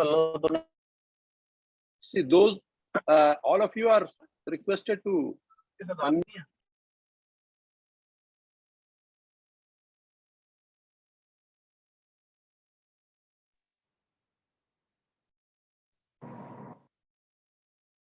Yeah, Professor Srinivas, unmute yourself. Okay, you're able to hear me now? Yeah, yeah. Yes, sir. Okay. All right. So this is minus this and fractional part of t dt by t square, and this is what, you know, what is this one, this guy? This is, okay, now I need to introduce a symbol. We say that a function fx is bounded by another function gx, a real valued positive function gx, provided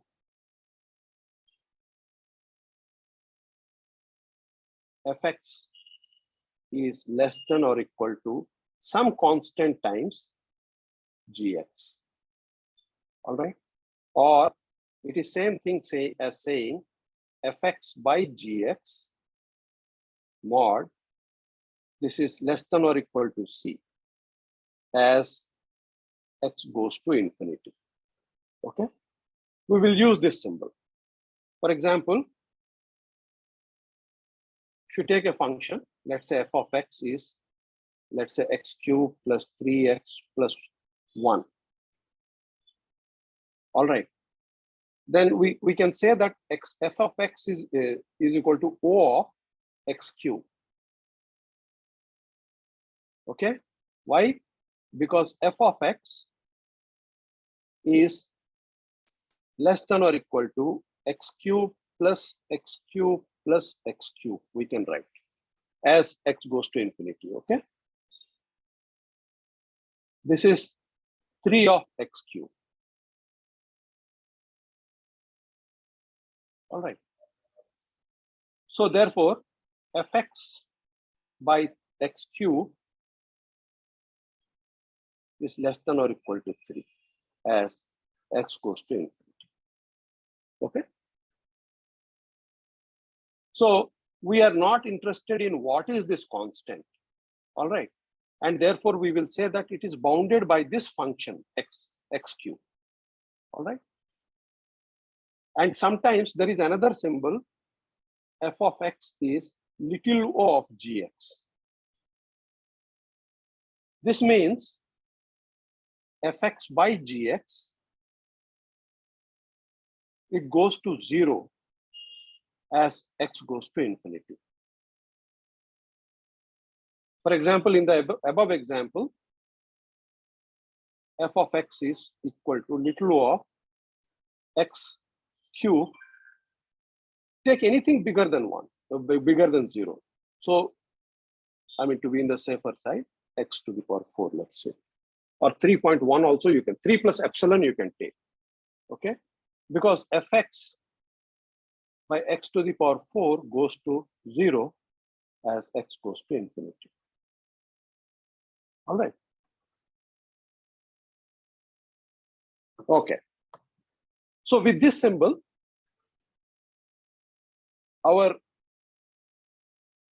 this guy is O of 1 by x, because fractional part is bounded by 1 and 1 by x is bounded by 1 by x. So this is plus O of 1 by x plus 1.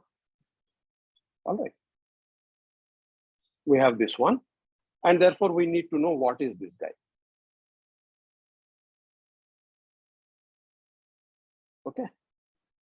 Now let's come to this. Look at the integral 1 to t, so 1 to x, fractional part of t, dt by t square. Okay. See, if x is infinity, this integral converges because this guy is less than 1, and therefore this is bounded by dt by t square. All right. So that gives an idea that you can write this as 1 to infinity, okay, t square dt. We have written 1 to infinity. We have to subtract the remaining terms, minus x to infinity, so that we get 1 to x.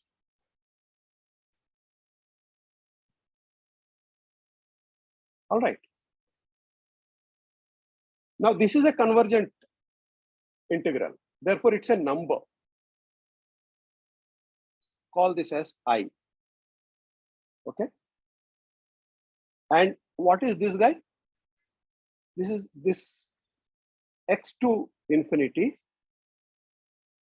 fractional part of t by t square dt. This is less than or equal to x to infinity 1 by t square dt. And 1 by t square converges. Okay. So therefore, this is less than 1 by t. I mean, t to the power minus 2 plus 1 if you do, right? So since we are taking absolute value, this is less than 1 by x. Okay. Therefore, this guy becomes O of 1 by x. All right. Therefore, 1 to x, fractional part of t by t square dt. This is nothing but I plus O of 1 by x. Okay. Summing together, summing all the terms that we have. So what do we have? Therefore, summation 1 by n less than or equal to x is nothing but the first term was log x and there was a 1. Okay. And then there is minus. This is minus sign. Okay. So minus I plus O of 1 by x. Okay.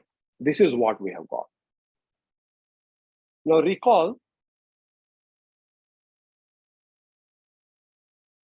the definition of the Euler constant gamma.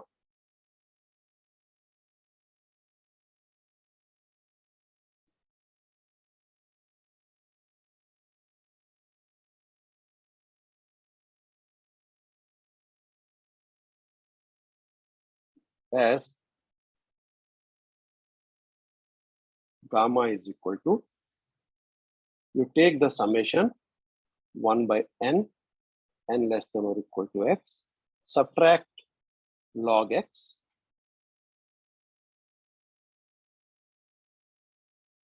take limit n going to infinity. All right. This is how the Euler's constant is defined. All right. And you see, it's a very peculiar number. it's one of those constants whose nature is not known. So it should be x goes to infinity, I think. Yeah, x goes, thank you. X goes to infinity, right? So, we don't know whether it is, algebraic number.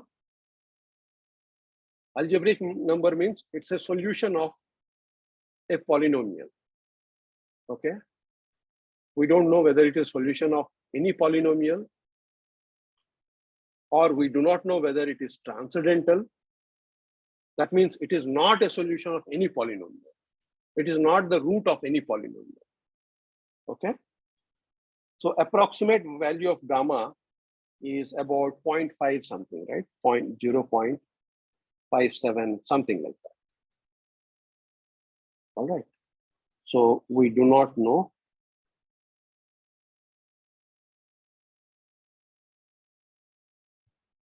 whether gamma is algebraic or transcendental or even irrational.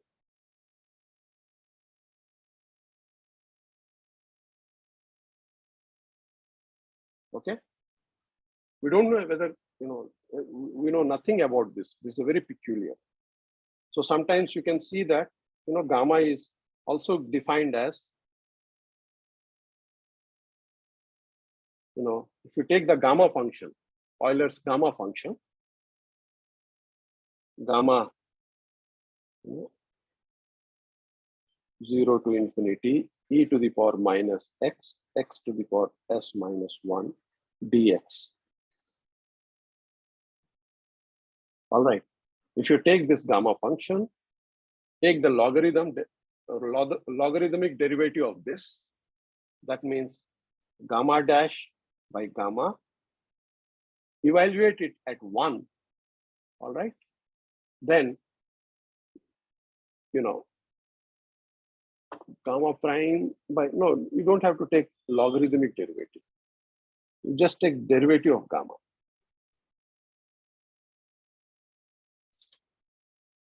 Evaluate it 1, you get minus gamma. All right? This is also one way of defining, your gamma function. All right. So from this definition, you see, if you subtract this minus log x and take x goes to infinity, you get 1 minus I. All right. Therefore, gamma is nothing but 1 minus I. All right. Hence, so this is our gamma. So log x plus gamma plus O of 1 by x.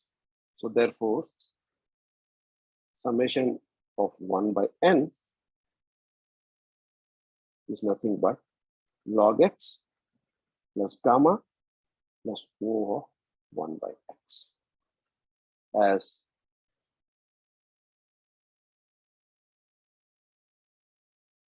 x goes to infinity. This is the expression that we get. You can look at apostole. I would urge you exercise.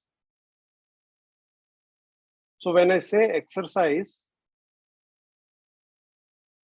I say that I assume that you will look into those exercises, at least try to solve, all right, before the next class. All right. So Apostole's book,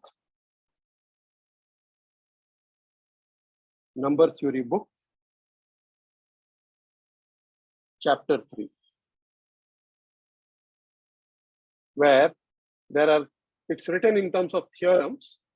So you should try to prove those theorems without looking at the proof of the theorem, just try to evaluate, okay, for things like n to the power alpha, okay,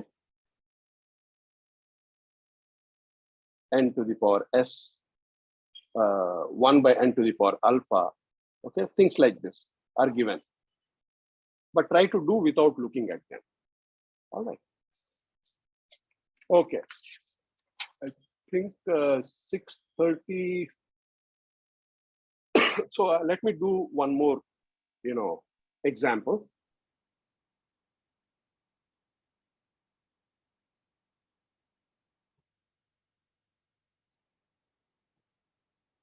Okay, given any n,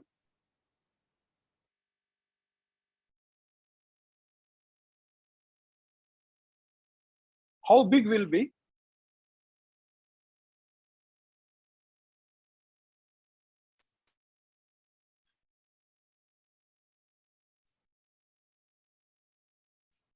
n factorial?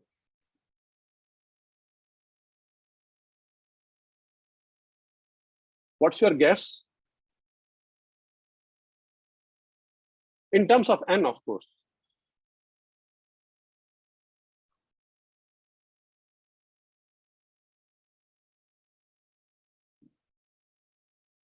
Anyone? Gavaskar? Maybe exponential or what your? Huh? No, you say N exponential. factorial. No, size of n factorial. I mean, so how does it grow? Oh, okay. What can you say? N square, n cube, or n e to the power n, or what? E to the power n. Yeah, yeah. E to the power n. All right. Okay, let's see. Sir, is it n power n? N power n. Yeah, that is a close guess. In fact, it is actually very close to n by e to the power n. Right? Yes, You might sir. have seen Yes. somewhere. But it's a very important problem, actually. One should know how to derive, such things precisely. And we can do that quite easily by using Euler's formula, Euler summation formula. All right. So n factorial you will get. That means you have to multiply 1, 2, 3 up to n. Right. So for any n bigger than or equal to 1, okay, log of n factorial, log of 1 plus 2 plus 3 plus, right? So this is nothing but log of n less than or equal to n. Okay. And we can use Euler's summation formula to evaluate this one. Then we get an expression for log n factorial, and therefore n factorial will be exponential of that. That is the main idea. All right. So let's use Euler summation. By Euler summation formula, we get n less than or equal to n log n is nothing but, first thing is integral. All right. Take the integral and all these things, and then the,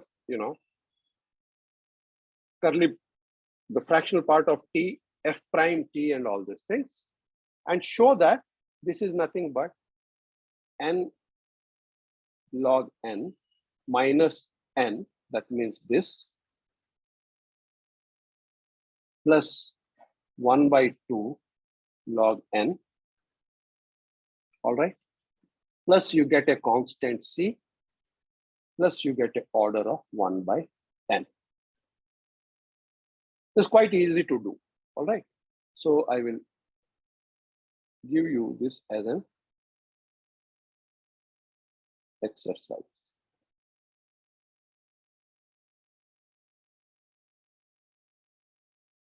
Okay. So C is some constant. Okay. So therefore,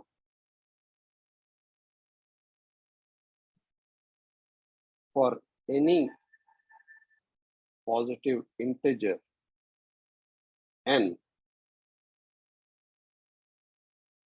our n factorial will be from here. Okay. This will be exponential of n log n minus 1 plus half log n plus c plus O of 1 by n. All right. Now take the exponent e to the power. This is n log n. That is n to the log of n to the power n. Exponential will get cancelled with the log, and then you get a n to the power n here. So e to the power c will give you some constant, which you can write as capital C. And this one, this is n to the power half. Okay. And a log. Exponential will get cancelled, then you will get a square root of n. So you get an n to the power n. Okay. And n minus 1. So e to the power. So this e to the power minus n. Okay. This will give you e to the power minus n. Okay. And then this O of 1 by log n, that will give you this. Okay. So you see,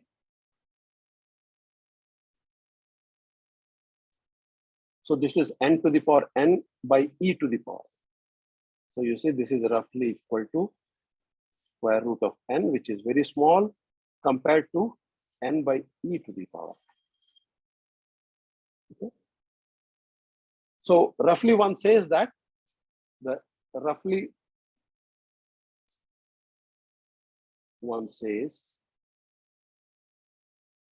n factorial is about n by e to the power. Okay. And precisely one says this statement.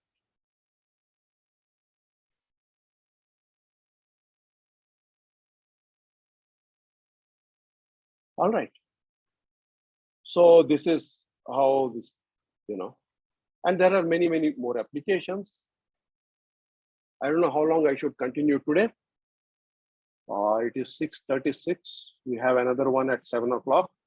Do you need a rest? Shall we Yes, do sir, it tomorrow?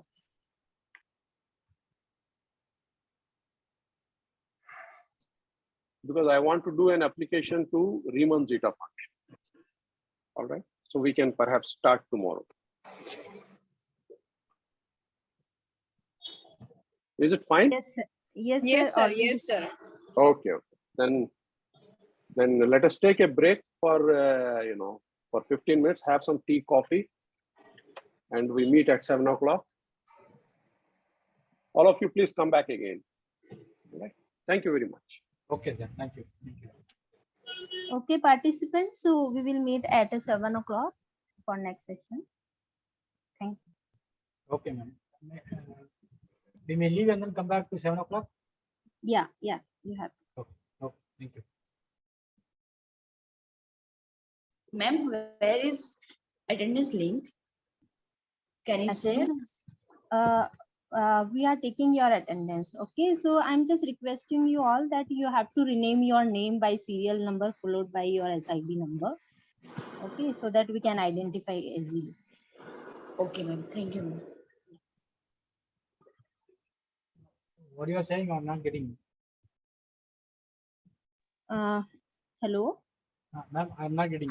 Okay, I'm just requesting you. Hi, Dr. Sakshi. Welcome all of you back on behalf of Department of Mathematics in this Teachers Enrichment Workshop. Firstly, I would like to thank Professor K. Srinivas for this wonderful lecture. Thank you so much, sir, for joining and bestowing us with your presence. And I would like to start the next session with a famous quote of Srinivasa Ramanujan. An equation means nothing to me unless it expresses a thought of God. So with this famous quote of Ramanujan, I would like to welcome Professor Om Prakash Jha from IIT Patna. It is a great honor for me to introduce you, sir. Professor Jha did his PhD from Banasthali University on rings and modules. His research interests are algebraic coding theory, algebraic graph theory, and rings and modules. Till date, Professor Jha has supervised more than 11 PhD scholars, 8 MPhil students. He has published more than 70 research articles. Professor Jha has delivered more than 50 invited talks and presented papers in over 70 conferences. He is the lifetime member of the Indian Science Congress Association, Calcutta Mathematical Society, Indian Mathematical Society, and Ramanujan Mathematical Society.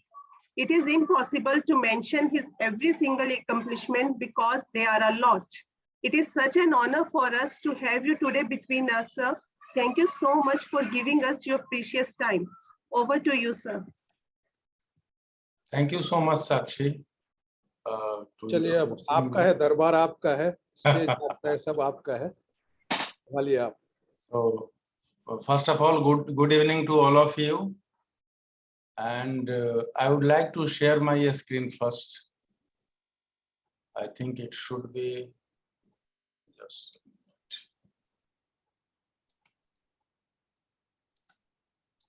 Is it visible to everybody? Yes, sir. Yes, sir. It's visible.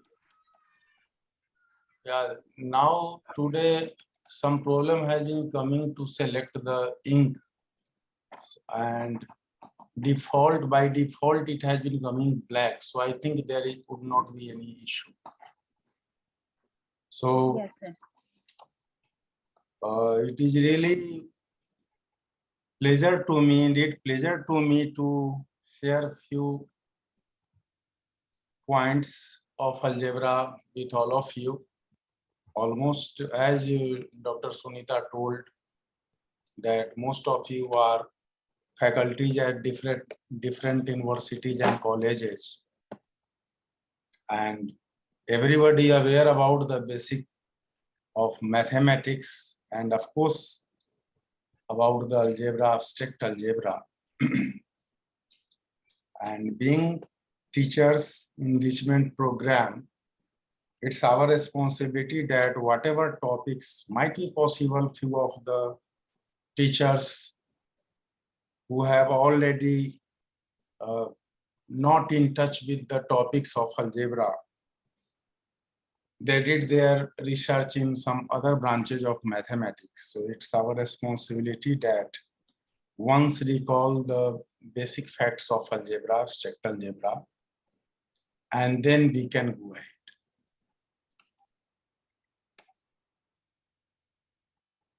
So excuse me for any default in writing or anything, because being online lecture and I have writing pad, not tab. Okay, so might be possible not beautiful handwriting will find here, but hope whatever I'll write here, that should be clearly visible to all of you.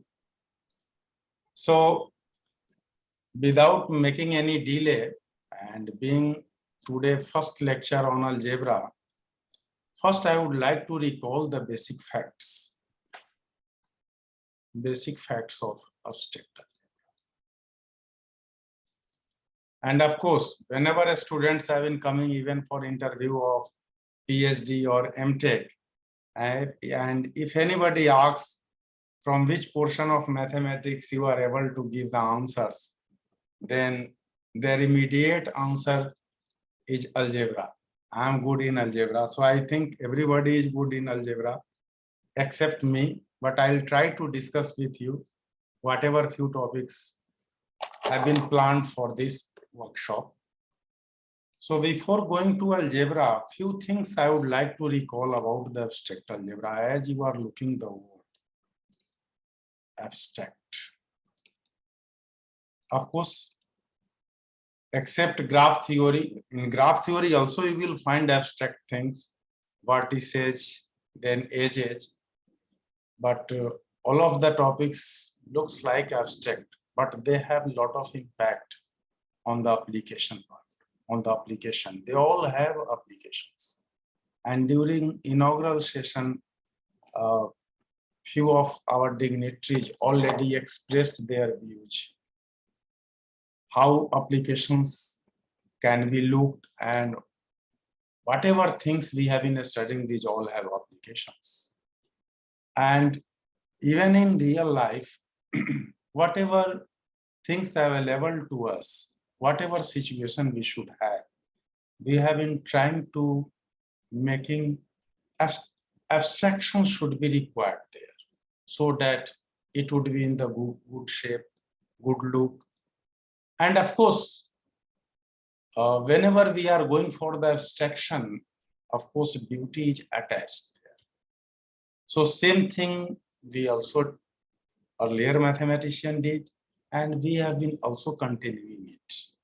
So in that sense, as whatever you have seen in abstract algebra, everywhere you will find abstraction. Whatever general usage appeared there in real life, we have been trying to put them in mathematical form. And whenever we are moving towards the mathematical form, we are abstracting it.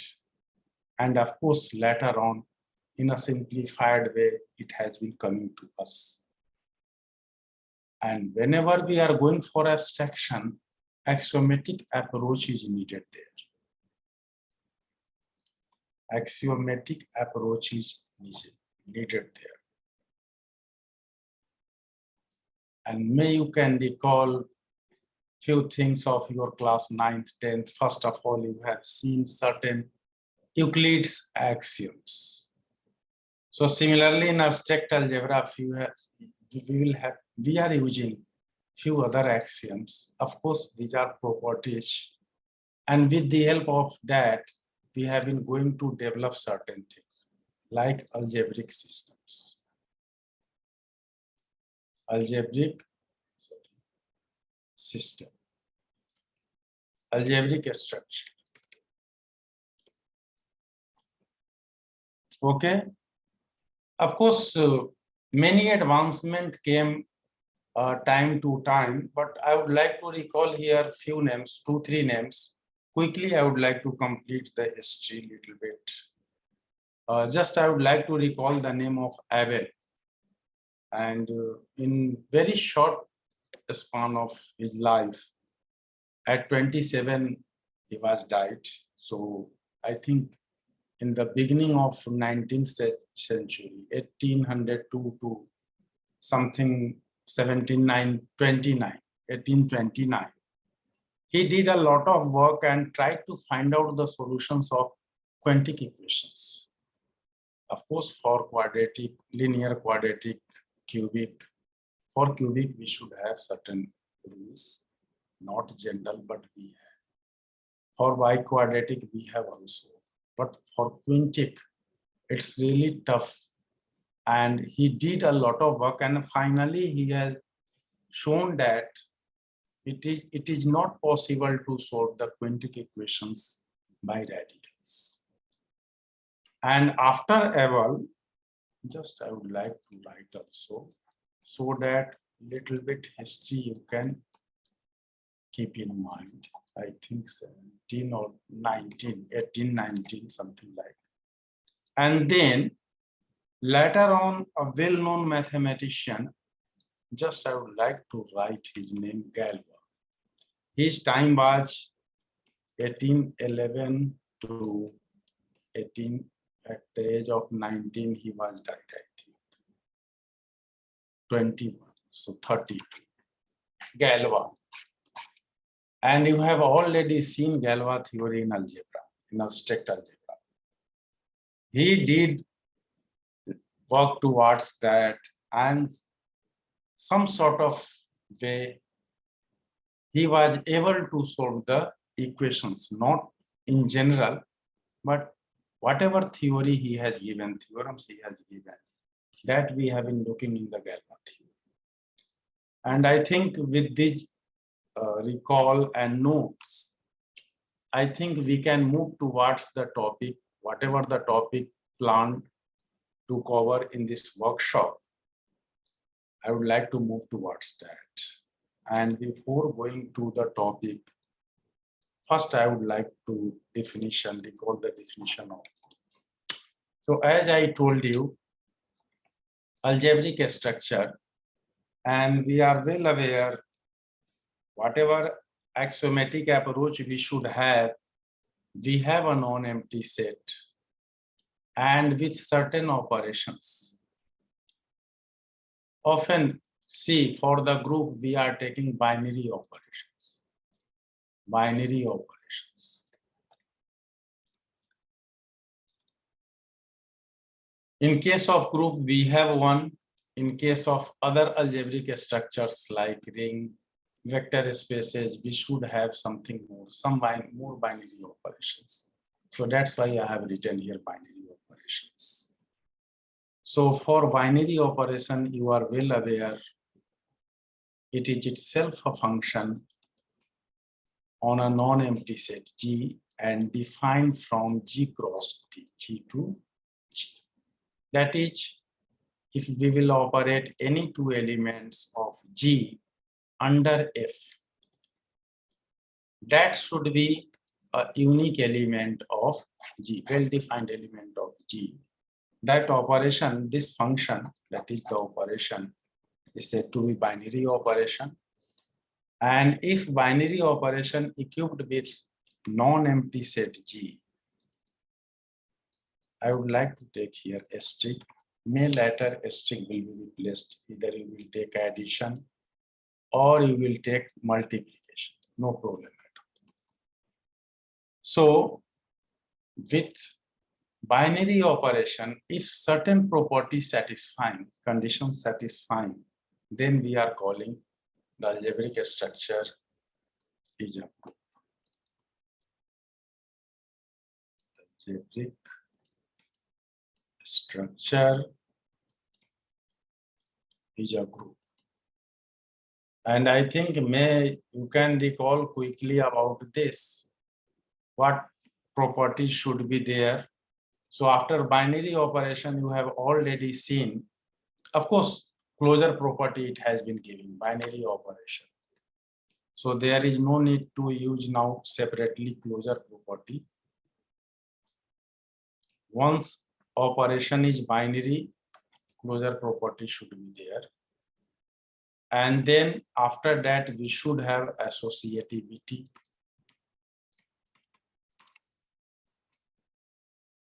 After associativity, of course, since these all are well known to you, that's why I'm not going to write these all things in detail. Quickly, I would like to complete within 5 minutes.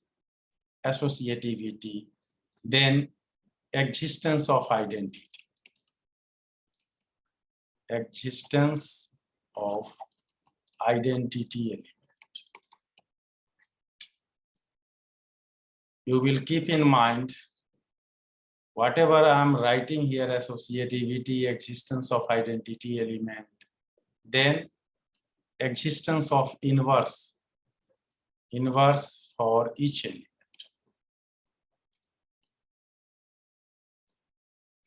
These all things with respect to these two, non-empty set and binary operation. Both are important.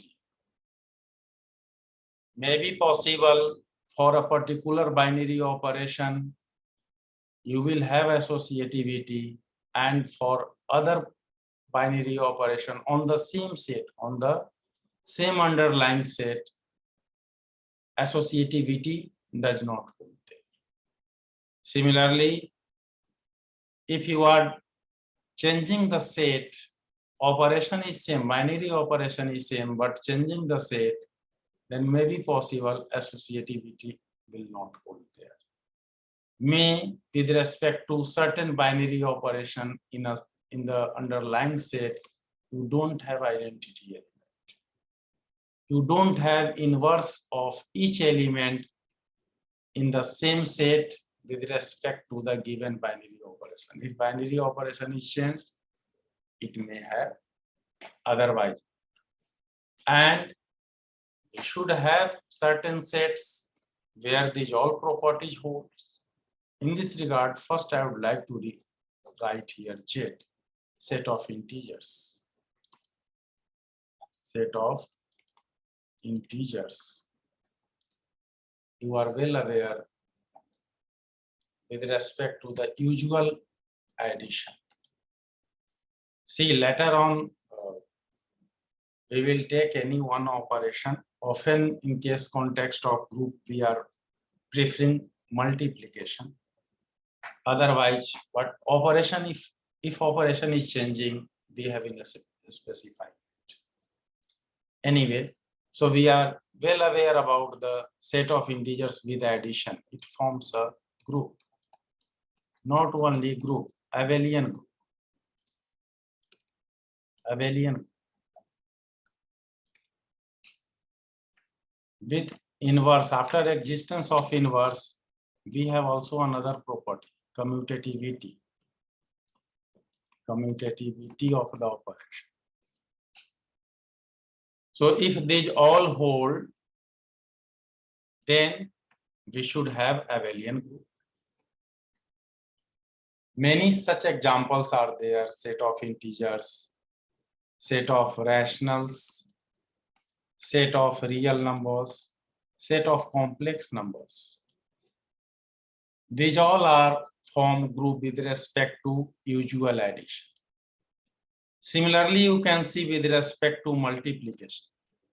Similarly, you can see for multiplication. Is it a group? Set of integers? Let me know from your side quickly, please, so that I can go ahead. Participants? Yeah, participants, please.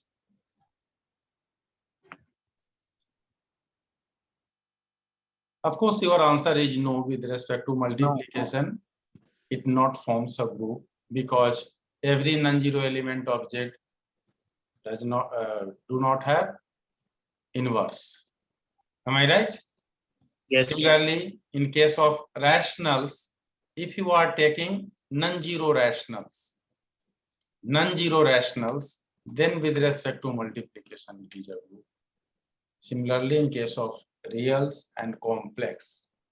So, except 0, you will take all elements of Q, rationals, reals, non-zero elements, then it forms a group with respect to multiplication.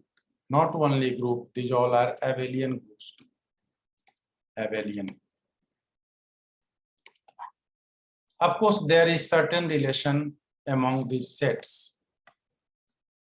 Set of integers. Of course, this is subset of set of rationals. This is subset of set of reals.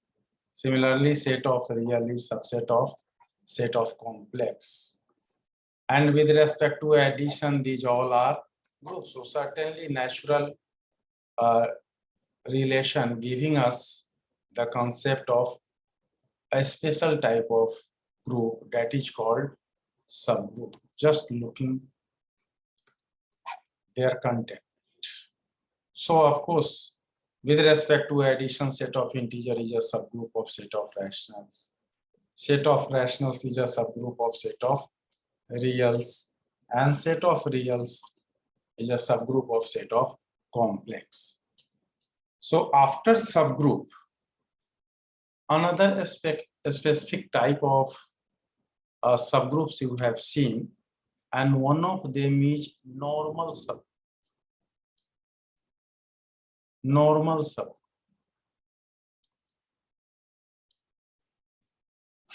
So let me know about the normal subgroup. As you have seen the concept of abelian group. If group is abelian, group is abelian, that is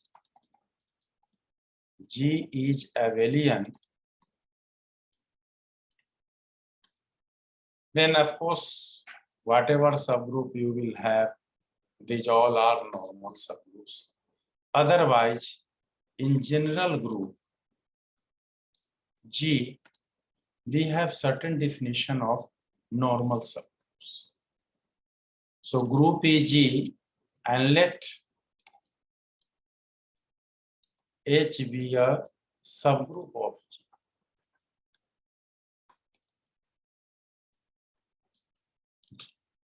Then what's the condition so that we can say H is a normal subgroup? Can you recall, please? Normal subgroup. Left coset should be equal to right coset. Yeah. So there is concept of coset is coming there. Am I right? Coset is coming there. As you told, left coset equal to right coset. Am I right? XH equal to HX. So may you can define in terms of elements to normal subgroup. Later on, I'll come to the coset, and of course, for the other topics of this workshop, we should have to know little bit deeper about the cosets, then double coset. These are things we should have to discuss. Okay, so any element of this form, am I right?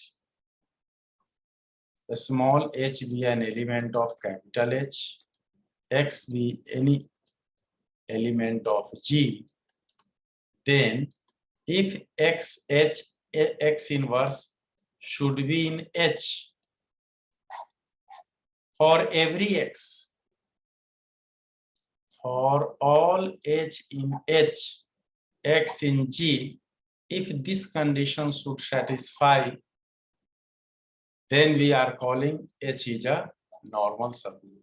Of course, from this, we are able to derive the concept of this left coset equal to right coset.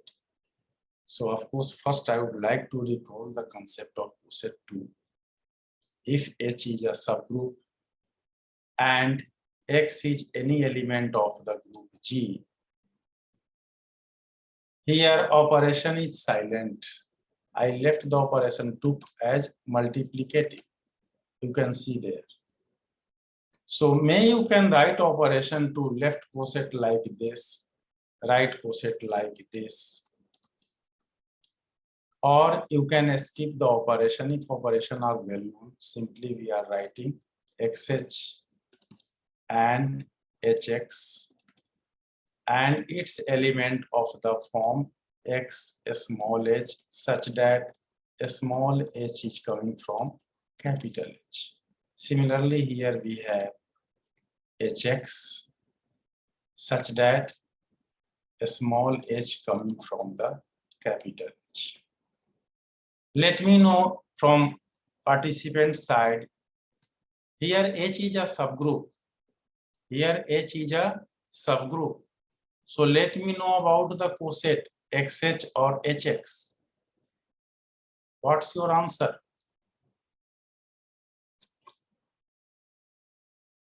I'm assuming here that all are not of in touch with the algebra course. That's why I'm recalling these all basics. Yes, sir. Sir, if XH is equal to HX, then it will be subgroup. Very good. But separately, what do you say about this XH? So left coset and this HX is right coset. Is it a subgroup? Not necessarily. Need not. Yes. Not necessarily. In any one case it is failed, then we cannot say. That is, coset need not be a subgroup. Am I right? Yes, sir. Yes, sir. Yes, sir. Identity is not there. Yes, yes. So in any case it is fail, then we are calling a statement is not. See, this is one of the beauty of mathematics. Whatever the core mathematics we should have, these all parts here we will have to cover, especially number theory, algebra, then graph theory. These all are fundamental branches of mathematics, fundamental branches. These all are very essential for the development of mathematics, and that should be known to all of us. So anyway, and as I told you in abstract algebra, we are not keeping the unnecessarily things. And in mathematics, you are aware either a statement is true or false. Am I right? Now these days, a lot of work has been going on fuzzy logic, where we have been taking the values between 0 and 1. That is, even though partially true, then we are considering them. But here, our clear-cut vision is that either a statement is true or false. Am I right?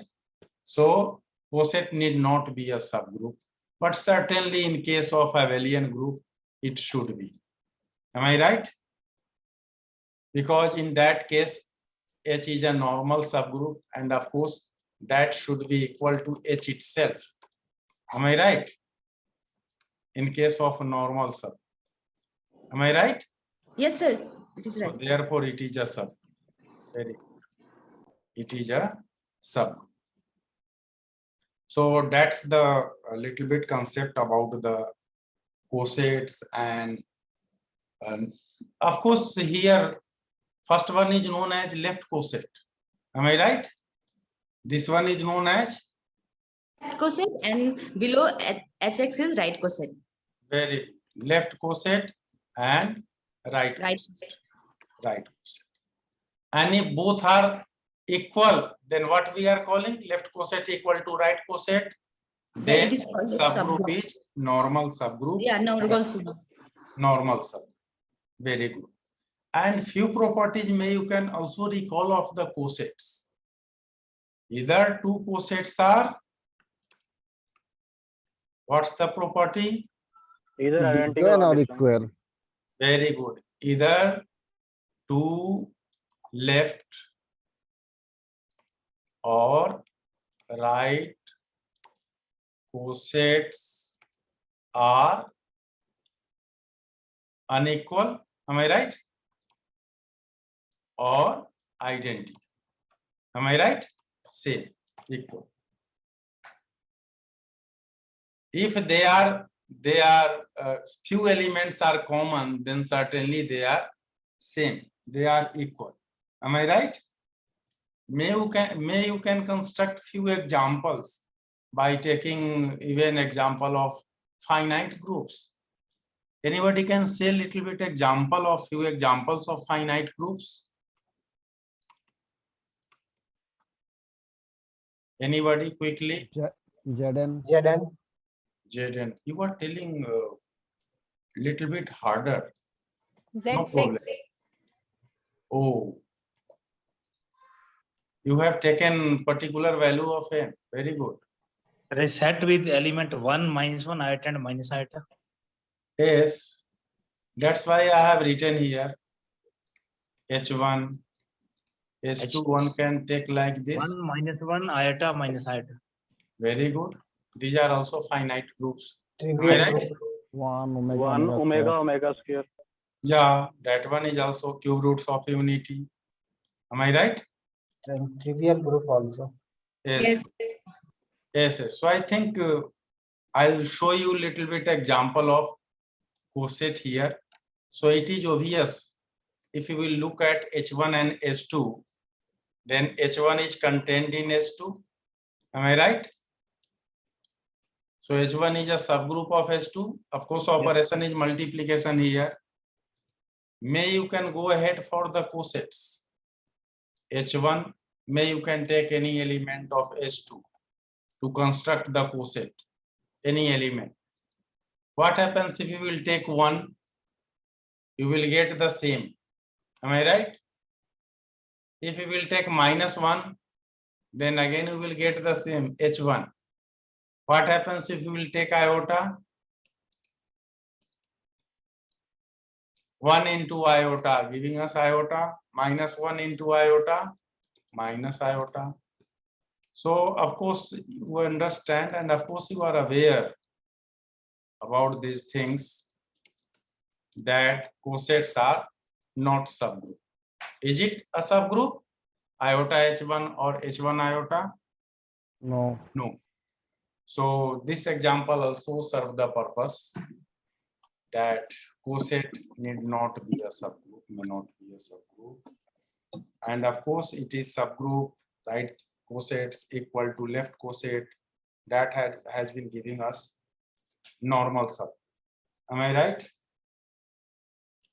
Few more examples I would like to recall of the group because these are very important for us. These are very important for us. And of course, few things you already told. Here, Zn, you are aware about the Zn and Z6. These groups we have been getting with respect to the congruence modulo relation. Am I right? Am I audible? Yes, sir. Yes, sir. Yes, sir. You're right. So these subgroups we have been getting with respect to congruence modulo relation. Am I right? On the set of integers. Is it okay? Yes, sir. Where n is fixed positive integer, and then over the set of integers we are defining this relation.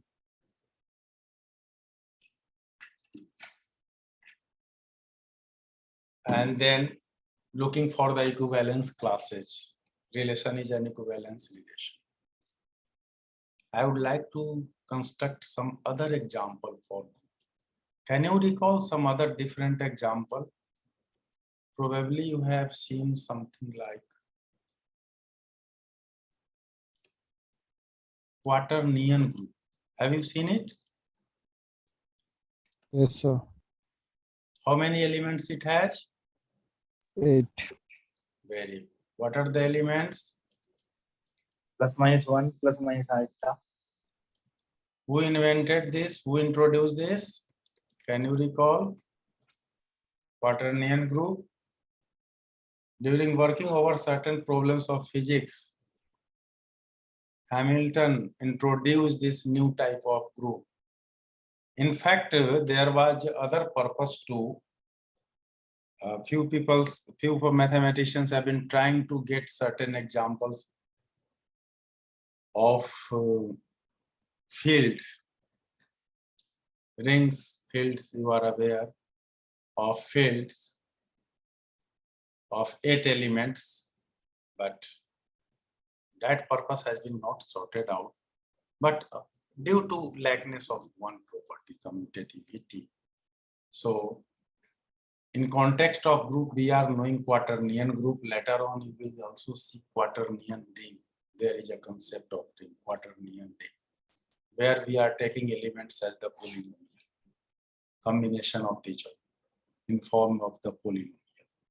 Anyway, so here what's the operation? Multiplication operation we have been taking. Am I right? Operation is multiplication. And how it has been defined? We are defining with certain table. Am I right? May you can write elements in rows, first rows and first column, and then show the operations. But you will have to keep in mind I square, j square equal to k square equal to what we have been taking? -1. Am I right? Is it okay? That Yes, has been motivated by the vector operations. Am I right? Is it okay? Sorry. Yes, Is sir. it okay? I cross j equal to minus j cross K. I. Am I right? Equal to K. Yeah, equal to K. Equal to k. Similarly, you will have j cross k equal to I, which is equal to minus of k cross j, and similarly k cross I is equal to j. Am I right? So under this operation, it should be a group. And of course, it has physical interpretation too, related to certain things, certain rotations of the object. And whatever quaternion you have seen, later on mathematician did some big things. That is called dihedral group. Dihedral group. So can you recall about the dihedral group? What's the dihedral group? Anybody can recall it?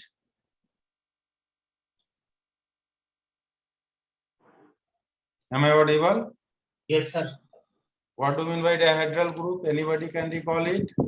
Sir, group of rotations and reflections. Sir. Very good. In fact, dihedral group motivated from the group of symmetries. Am I right? Yes. Yes, sir. Group of symmetry. Symmetry. Symmetry of n, that is polygon, n-gon. Am I right? Symmetries of n-gon. Am I right? And of course, whatever the way of defining the operation, same thing we have been preserving here. But one by one, I would like to come here over the dihedral group, because many examples you will see in context of group action, as well as when we will go to discuss class equations and Shiloh's theorem. Everywhere you will find certain examples related to group of symmetries. So that one is also important, group of symmetries. I am not coming presently over the geometrical aspect, but I would like to recall, because you have already studied about these all, and just I would like to refresh you. So in case of group of symmetries, you are aware about the terminology that is called permutation. What do you mean by permutation? Of course, we should have a finite set. Let S be a finite set. Am I right? So what's the permutation is? Bijective map. Collection of the Maps. that is From called X to S. that's the collection of all 1-1 map, but in fact we are interested to 1-1 onto map. Am I right? So a map F from S to S is said to be a permutation, is said to be a permutation on S if it is 1-1 on 2. 1-1. Am I right? A map F from S to S is said to be a permutation on S if it is 1-1 on 2. And of course, on a finite set, even you can take 1, 2, 3. We are able to define many 1-1 maps, 1-1 on 2. And of course, being finite, that should be computed. We can calculate. So how many 1-1 map possible on S? Can you answer, please? How many number of elements it has? Factorial 3, 6. Factorial 3, that is 6. So that is the number of 1-1 on 2 map. And since it has been defined over the set which has 3 elements, its cardinality 3, we have been often writing by S3. And this notation represents the all 1-1 on 2 map. S. Am I right? And later on you have seen that by defining binary operation, that is the composition of 2 maps, because composition of 2-1-1 on 2 map is also a 1-1 on 2. So under composition of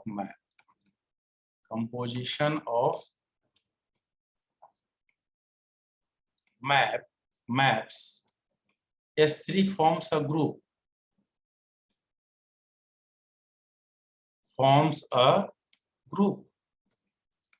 And that group is called group of symmetry.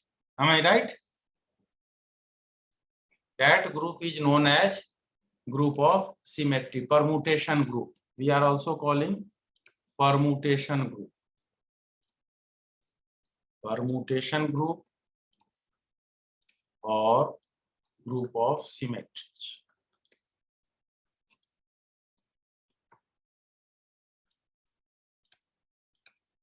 Later on, you have seen the group of symmetries of a rectangle, group of symmetries of a square. You can consider about group of symmetries of triangle by different angles. Am I right? These all things we have. So this is for d equal. If you are taking triangle, 3 sides are there. What would be the value there of n? What should be the value there?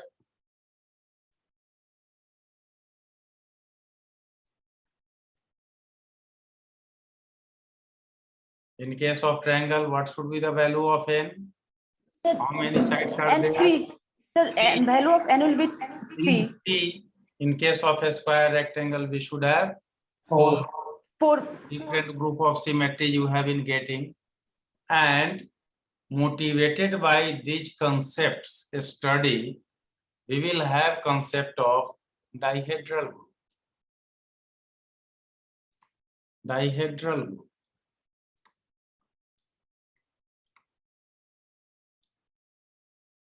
And in case of dihedral group, may you can consider for n equal to 1. Often we have been representing by Tn. Dihedral group on n elements. Am I right? Not n elements. It has number of elements more.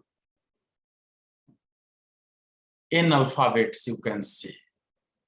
So for n equal to 1, n equal to 2, n equal to 3, different thing you will find. Am I right? For n equal to 1, what happens? What should giving us? C. Sir, it will be 2. You are going to get Cardinality of D1 is equal to 2. yes. So cardinality of D1 is equal to 2. So you will keep in mind in some of book, you will find notation for whatever I used here D1. They have been writing like this 2n. And for n equal to 1, its cardinality is 2 something like. But I am not referring it.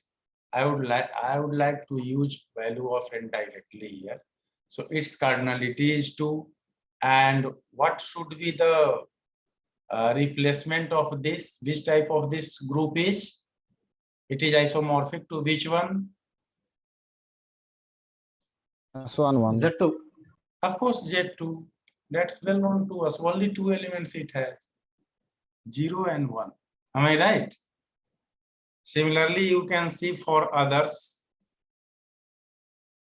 If you will take D2, then what happens? What should be the cardinality? Sir, cardinality will be 4. Yes.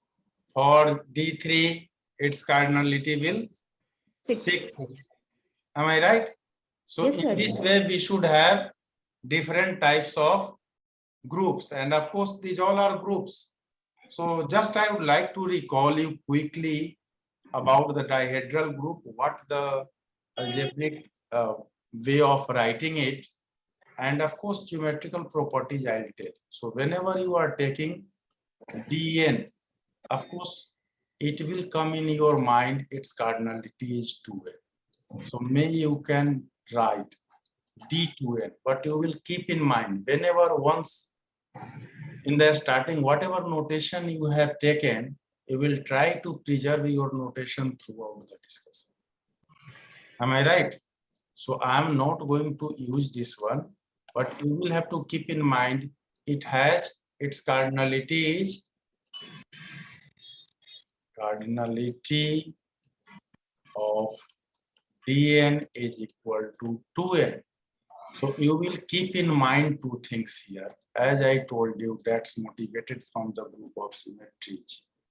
And you are aware whenever you are taking any object, physical object, then of course rotations, reflection is coming there. Am I right? So in case of group of dihedral group, for Dn, n number of symmetries we are getting from rotation. That is, n symmetries we are getting from, rotation. Rotation symmetries. And n we are getting from reflection.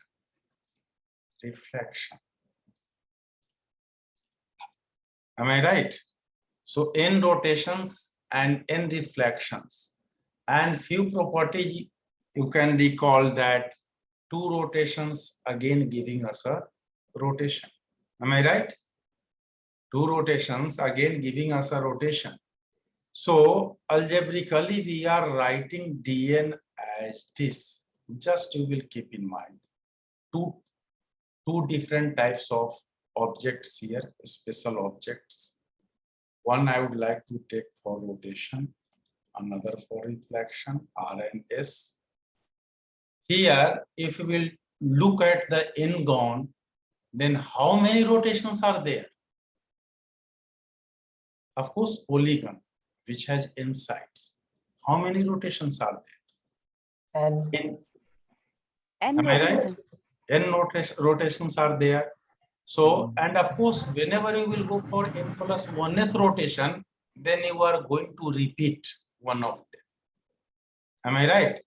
So here, whatever R we have taken, R to the power n giving us identity. May you can write unity if you are taking multiplicative, or you will write identity element. Whatever the way notations you have been using, you will write any one. And in case of reflection, what happens? Once it will go and then reflected, and then again if it has been coming to the same object and again moving, then you are going to get the same thing. So for that, whatever S we have taken, S square equal to 1. And then another one more relation is there. That is S inverse RS, that should be equal to R. Okay. Here you will keep in mind order of R is n, order of S is 2, and then this relation exists. May you can write it some other way. If you are multiplying both sides from right, inverse of S, then what happens? That should be this. Am I right? And based on this, many properties we have been obtaining, and then we are going to get whatever the other relations can be possible with these two elements R and S. So just I would like to enumerate the elements and then quickly I can go ahead. Ri, Sj, such that I is taking value from 0 to, see here, order is n. So of course, if you are taking 0, then again you are going to get identity. So this should be up to n minus 1. And then j should be taking value 0 and 1. And then whatever another relation that can be written by this way. So here RS equal to S inverse was there, and then R. May you can write by this way also. It can be also enumerated as R. Of course, unity should be there. That is identity R square up to Rn minus 1. Then, of course, here, whatever unity I have written, may you can take identity as I told you. So later on, you can also able to write by this way. Am I right? And then what the other elements you will have? With rotation and reflection, we should have element like this, RS square,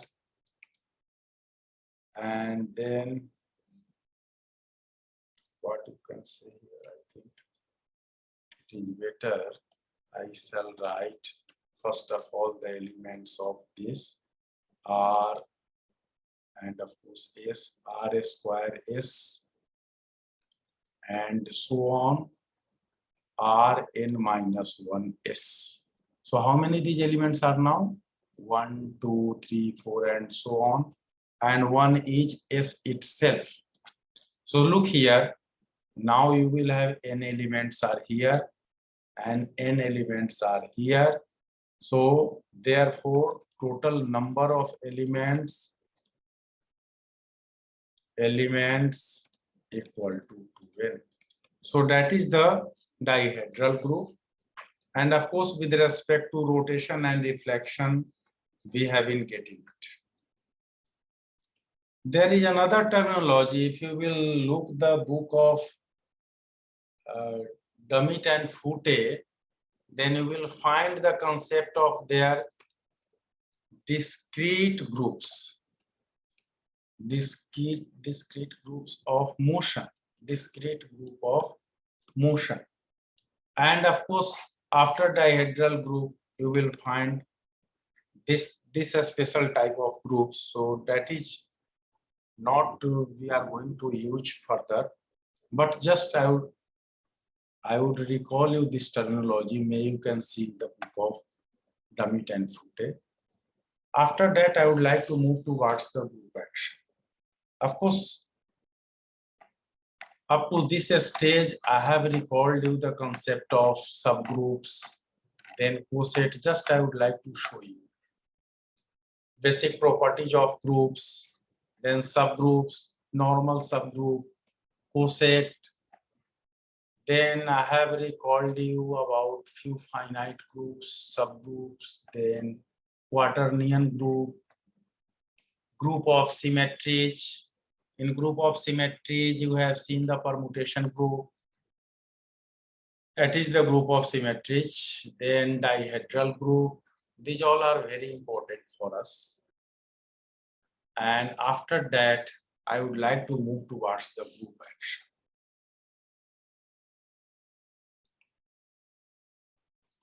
Group action. That's the first topic.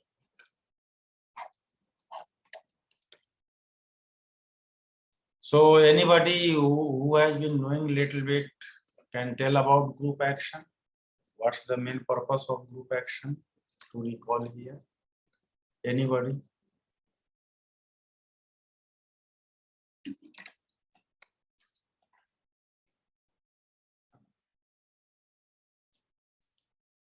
I think all are muted.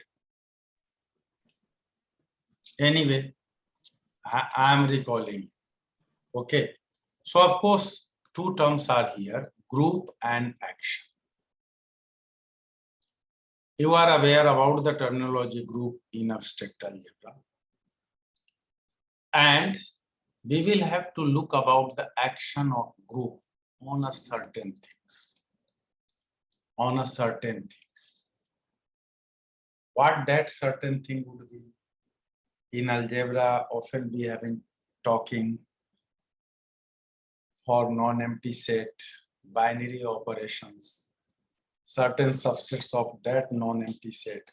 So these are the things often we have been discussing in group in abstract algebra, and of course these things are ingredient of our group action. Before writing the definition, of course, in every university earlier it was not in the syllabus. Only few universities, good institutions have been discussing with the students, PG students or graduate students. So I shall write the definition of group action, but a rough idea I would like to give. As I told you, group is acting somewhere. So of course, in terms of set, we will talk about it. Group is acting on a set. But question is coming, what's the need to study this group action with over a set or over some other specific type of set? What's the need?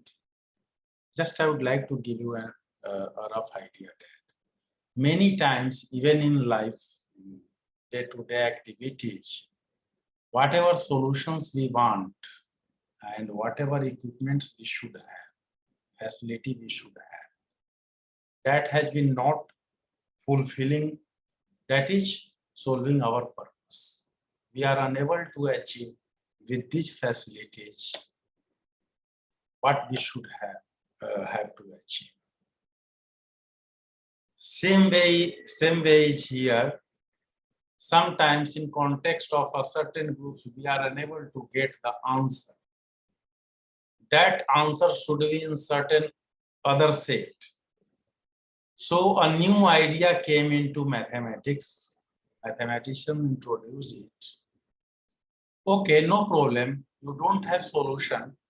Wherever solution is appeared, consider that set, took that set, and try to associate it with the group in such a way that elements should be preserved there. And after doing work in that set via a map, you can return back to you. That is, you don't have solution. Wherever solution exists, you will go there. And by getting the solution again, you will come back to your actual situation. And with that solution, whatever the associating thing coming at your place, with that solution now we will go ahead. That is a special type of satisfying your criteria, fulfilling your needs. Okay, so that is the rough idea about the group action, and in that way you will have to go ahead on this topic. So now I am going to write down the definition of group action. So let G be a group and S be a non-empty set. S be a non-empty set. Then G is said to act on S if there exists a function, may you can take certain notations for the function. Either you will take F or may whatever a standard notation in context of group. A function strict from G cross S to S. That is, strict is defined here from G cross S to S, satisfying certain conditions. Satisfying what these conditions are. First condition is A strict B strict X is equal to AB strict X. You will keep in mind here what operation is appeared, that is the operation of group, and new operation is strict. So that's why I have been writing strict here. So this is the first condition. And second condition is whatever the identity element of group G, that should be also preserved. That is, whatever element of S you are taking, X, operating operating X with identity element of the group, then it should be X itself. This is true for all A, B in G and X in S. If these two properties satisfy, then this operation strict is known as group action of G on the set S. Please write down this. That is, here this map, this mapping strip is called a group action of G on S, or we are also calling a G on action. S. G, what happens, please? Of G on S. It should be on S. Oh, sorry. G on S. You are right. I told, but during writing I did mistake. So sorry, and you will correct me whenever you will find such type of mistakes. Okay. So this is also called G action on S. G action on S. And here S is called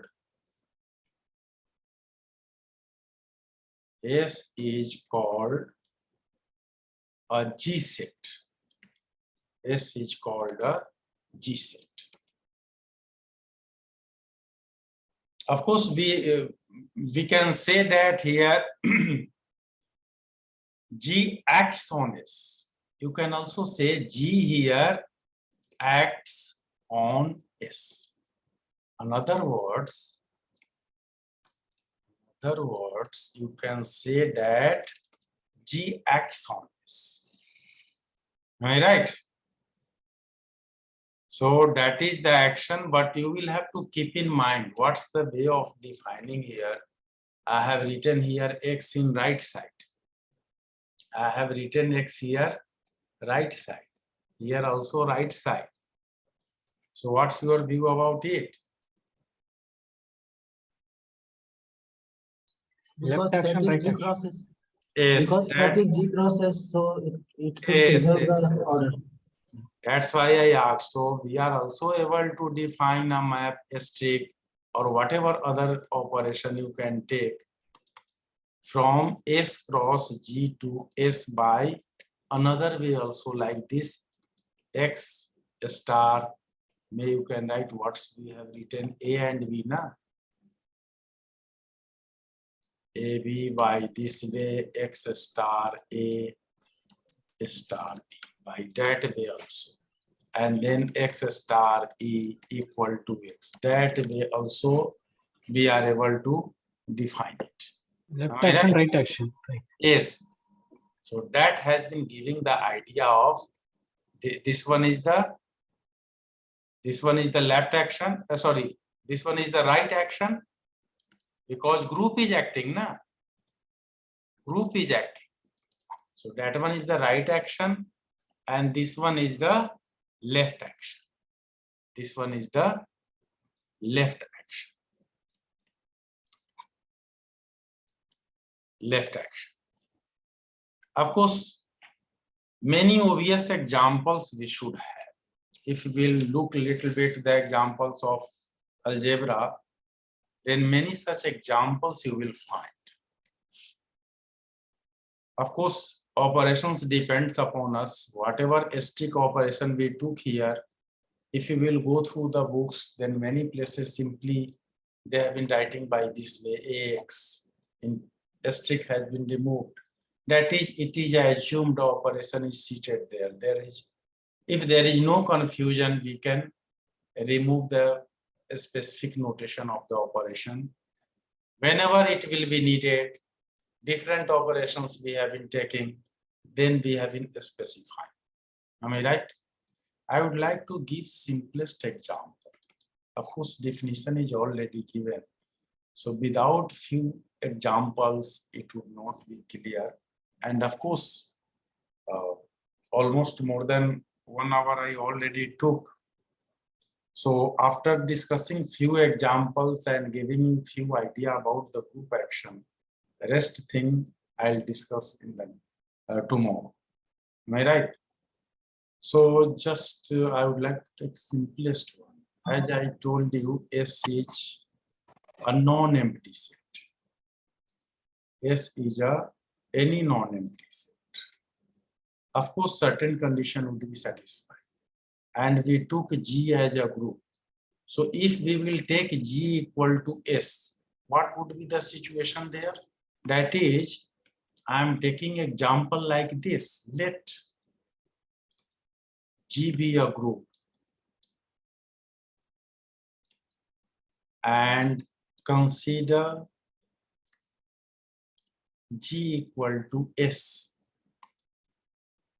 For group action, we need an operation, a map. Am I right? Define a map. Define a map strict by G. So A strict X. Whatever the operation of group has, because both places are same sets, we have G. I would like to write simply X. Simply X, where A and X both are in G. What to say about this operation? Can you say here every group is acting over itself? Yes. Yes. Yes. Yes.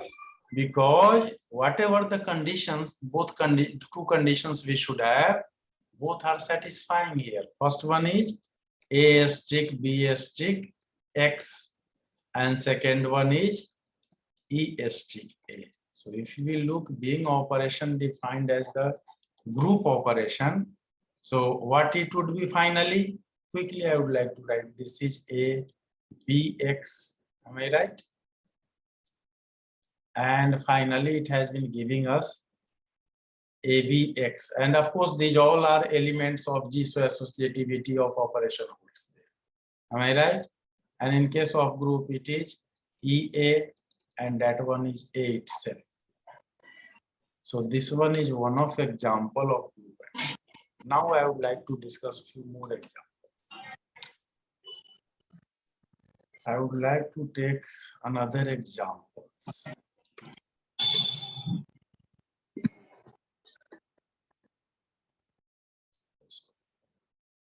G be a group and S be any non-empty set. S be any non-empty set. Define the operation strict, that is map, from G cross S to S by A strict X is equal to X itself. This is for all X in S and for all A in G. What do you say about this operation? Let me know whether here G is acting on S or not. Yes, it is acting. Real action. Because again, in this case, see here, A strict X equal to X. So whenever you will take first condition, what was the first condition? A strict B strict X. What you will get? A strict B strict X is giving us X itself.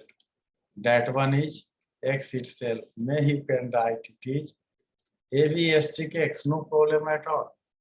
Am I right? Yes, sir. And finally, last one, second, E strict X. Similarly, you can see here, what happens here? X itself. So therefore, both conditions satisfying. I would like to move towards the another example. If we will define, now I am not going to write down group G and then set S. It is understood here, group is G. May you can take, in next example, you will take again G and define operation strict from G cross S to S by,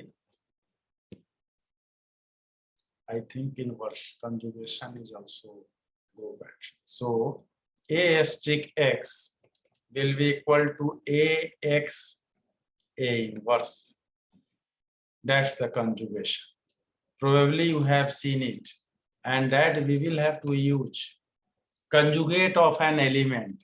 You have seen this concept in algebra. Conjugate of an element in a group G. What's your answer about this? Is it satisfying both the conditions? Yes. That one is also an example of group action. Action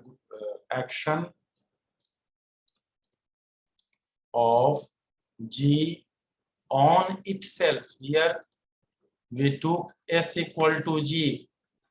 Am I right? Now I am moving little bit harder example.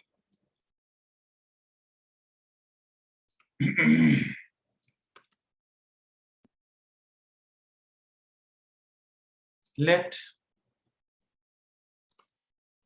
G be a group and S be the set of All sets. all subgroups. All subgroups of G.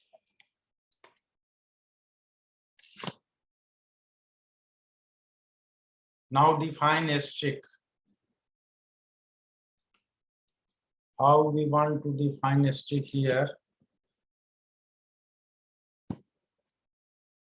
How we can define a strict here? Cosets by using Strict cosets. defined from G cross S to S. Am I right? By how we can define here? An element of G, that is A, strict.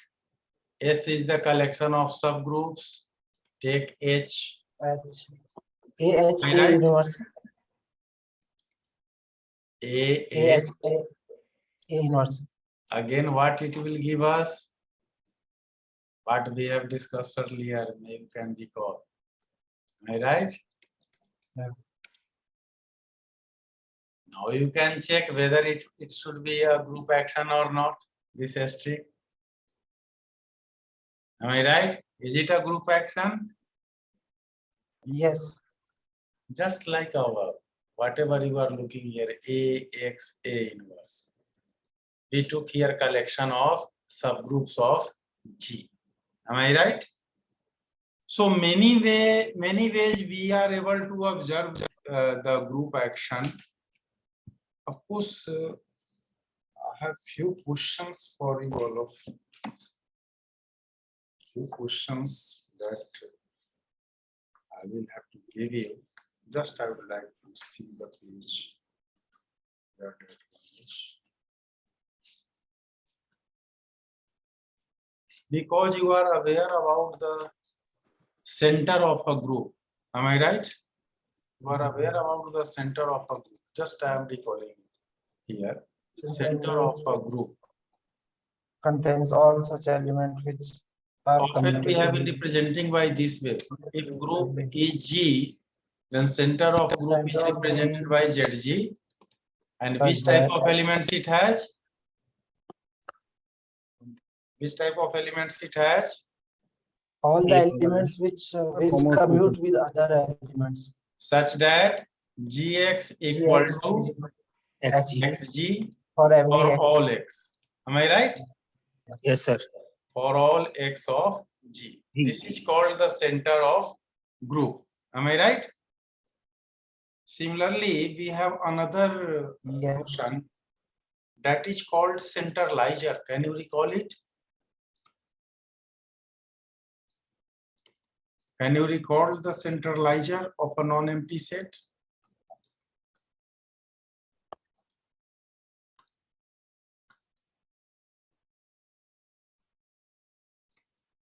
Set, or you can write subset of a group G. What do you mean by centralizer? Anybody can tell about centralizer?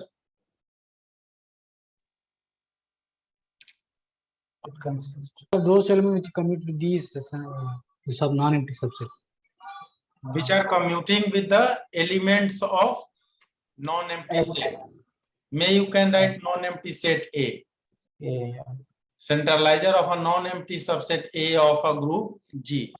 So often we have been using this notation. Centralizer in group G of the non-empty subset A. Am I right? Yes. You have seen this notation. Just I am recalling these all because many examples and few results are there in group action related to these notions. So which type of elements are there? Those elements, a small g of capital G such that GA is equal to AG. AG. That is GA G inverse. I would like to write in the conjugation form. GA So G that inverse should be belongs equal to to A. Am I right? Yeah. For all A in capital. Very good.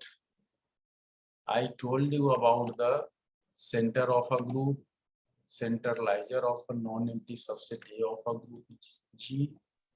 And there is another concept involved there, another terminology that is called normalizer. Can you recall it? Normalizer.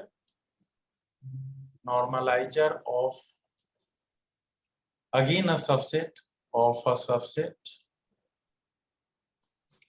A of the group G.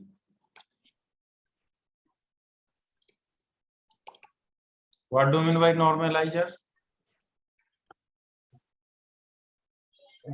Left coset and right cosets are equal. You collect those elements.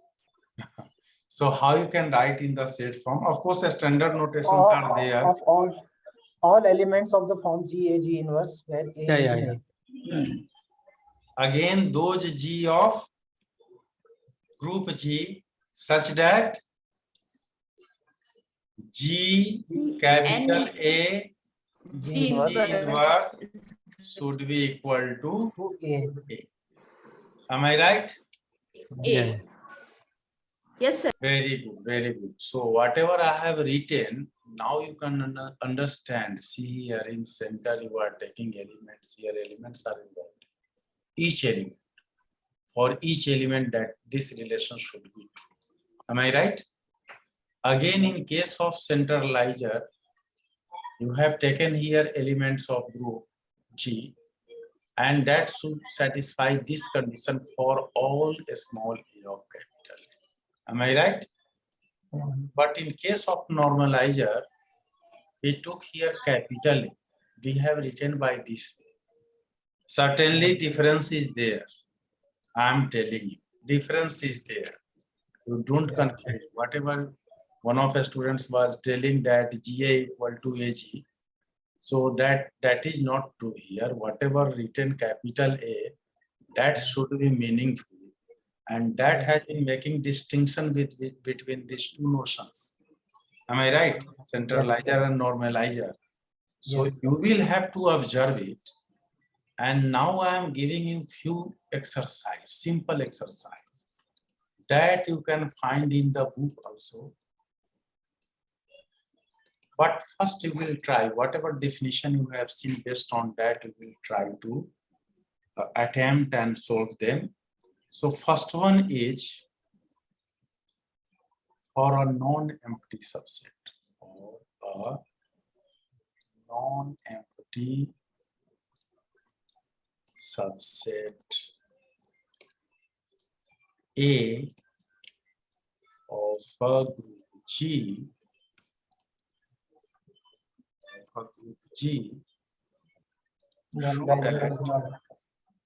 show that normalizer of A is a normal. First you will see the question. Centralizer of A, normalizer of A, and center of G are subgroups. Yes. Just to recall these things, basic things, because that are very important for us. Subgroups of the group G.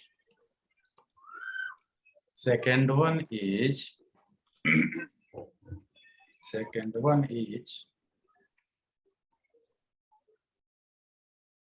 let H be a subgroup. H be a subgroup of G, of a group G,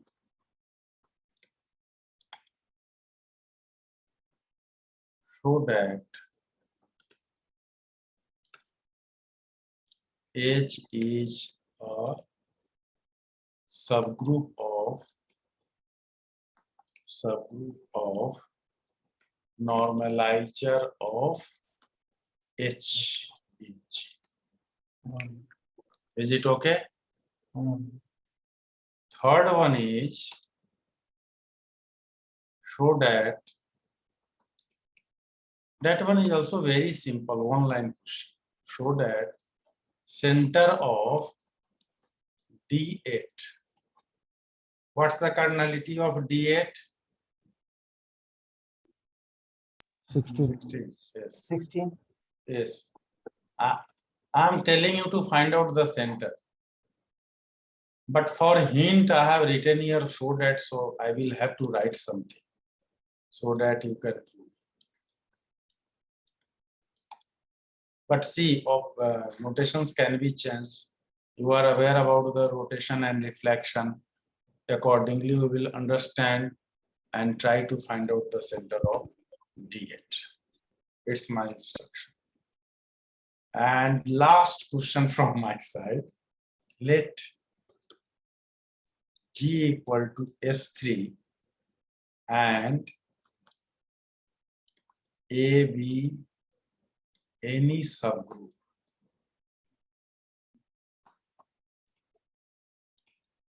Can I specify it? Okay. You are aware about the cycles of permutation? Am I right? Yes. Yes, sir. Identity permutation, and another is 1, 2. a cycle. Z2 and Z3. Yes. Then show that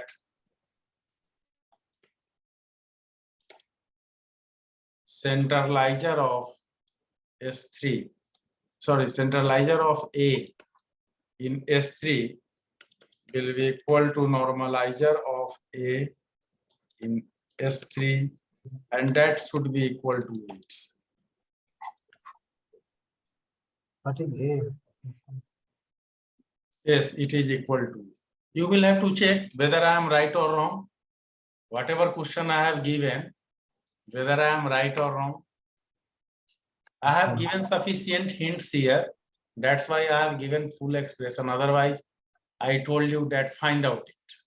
What should be the centralizer? What should be the normalizer? Because you are already aware about the basic facts. That's why I have given these simple questions. Am I right? Yes, So I think I have already approached to the time.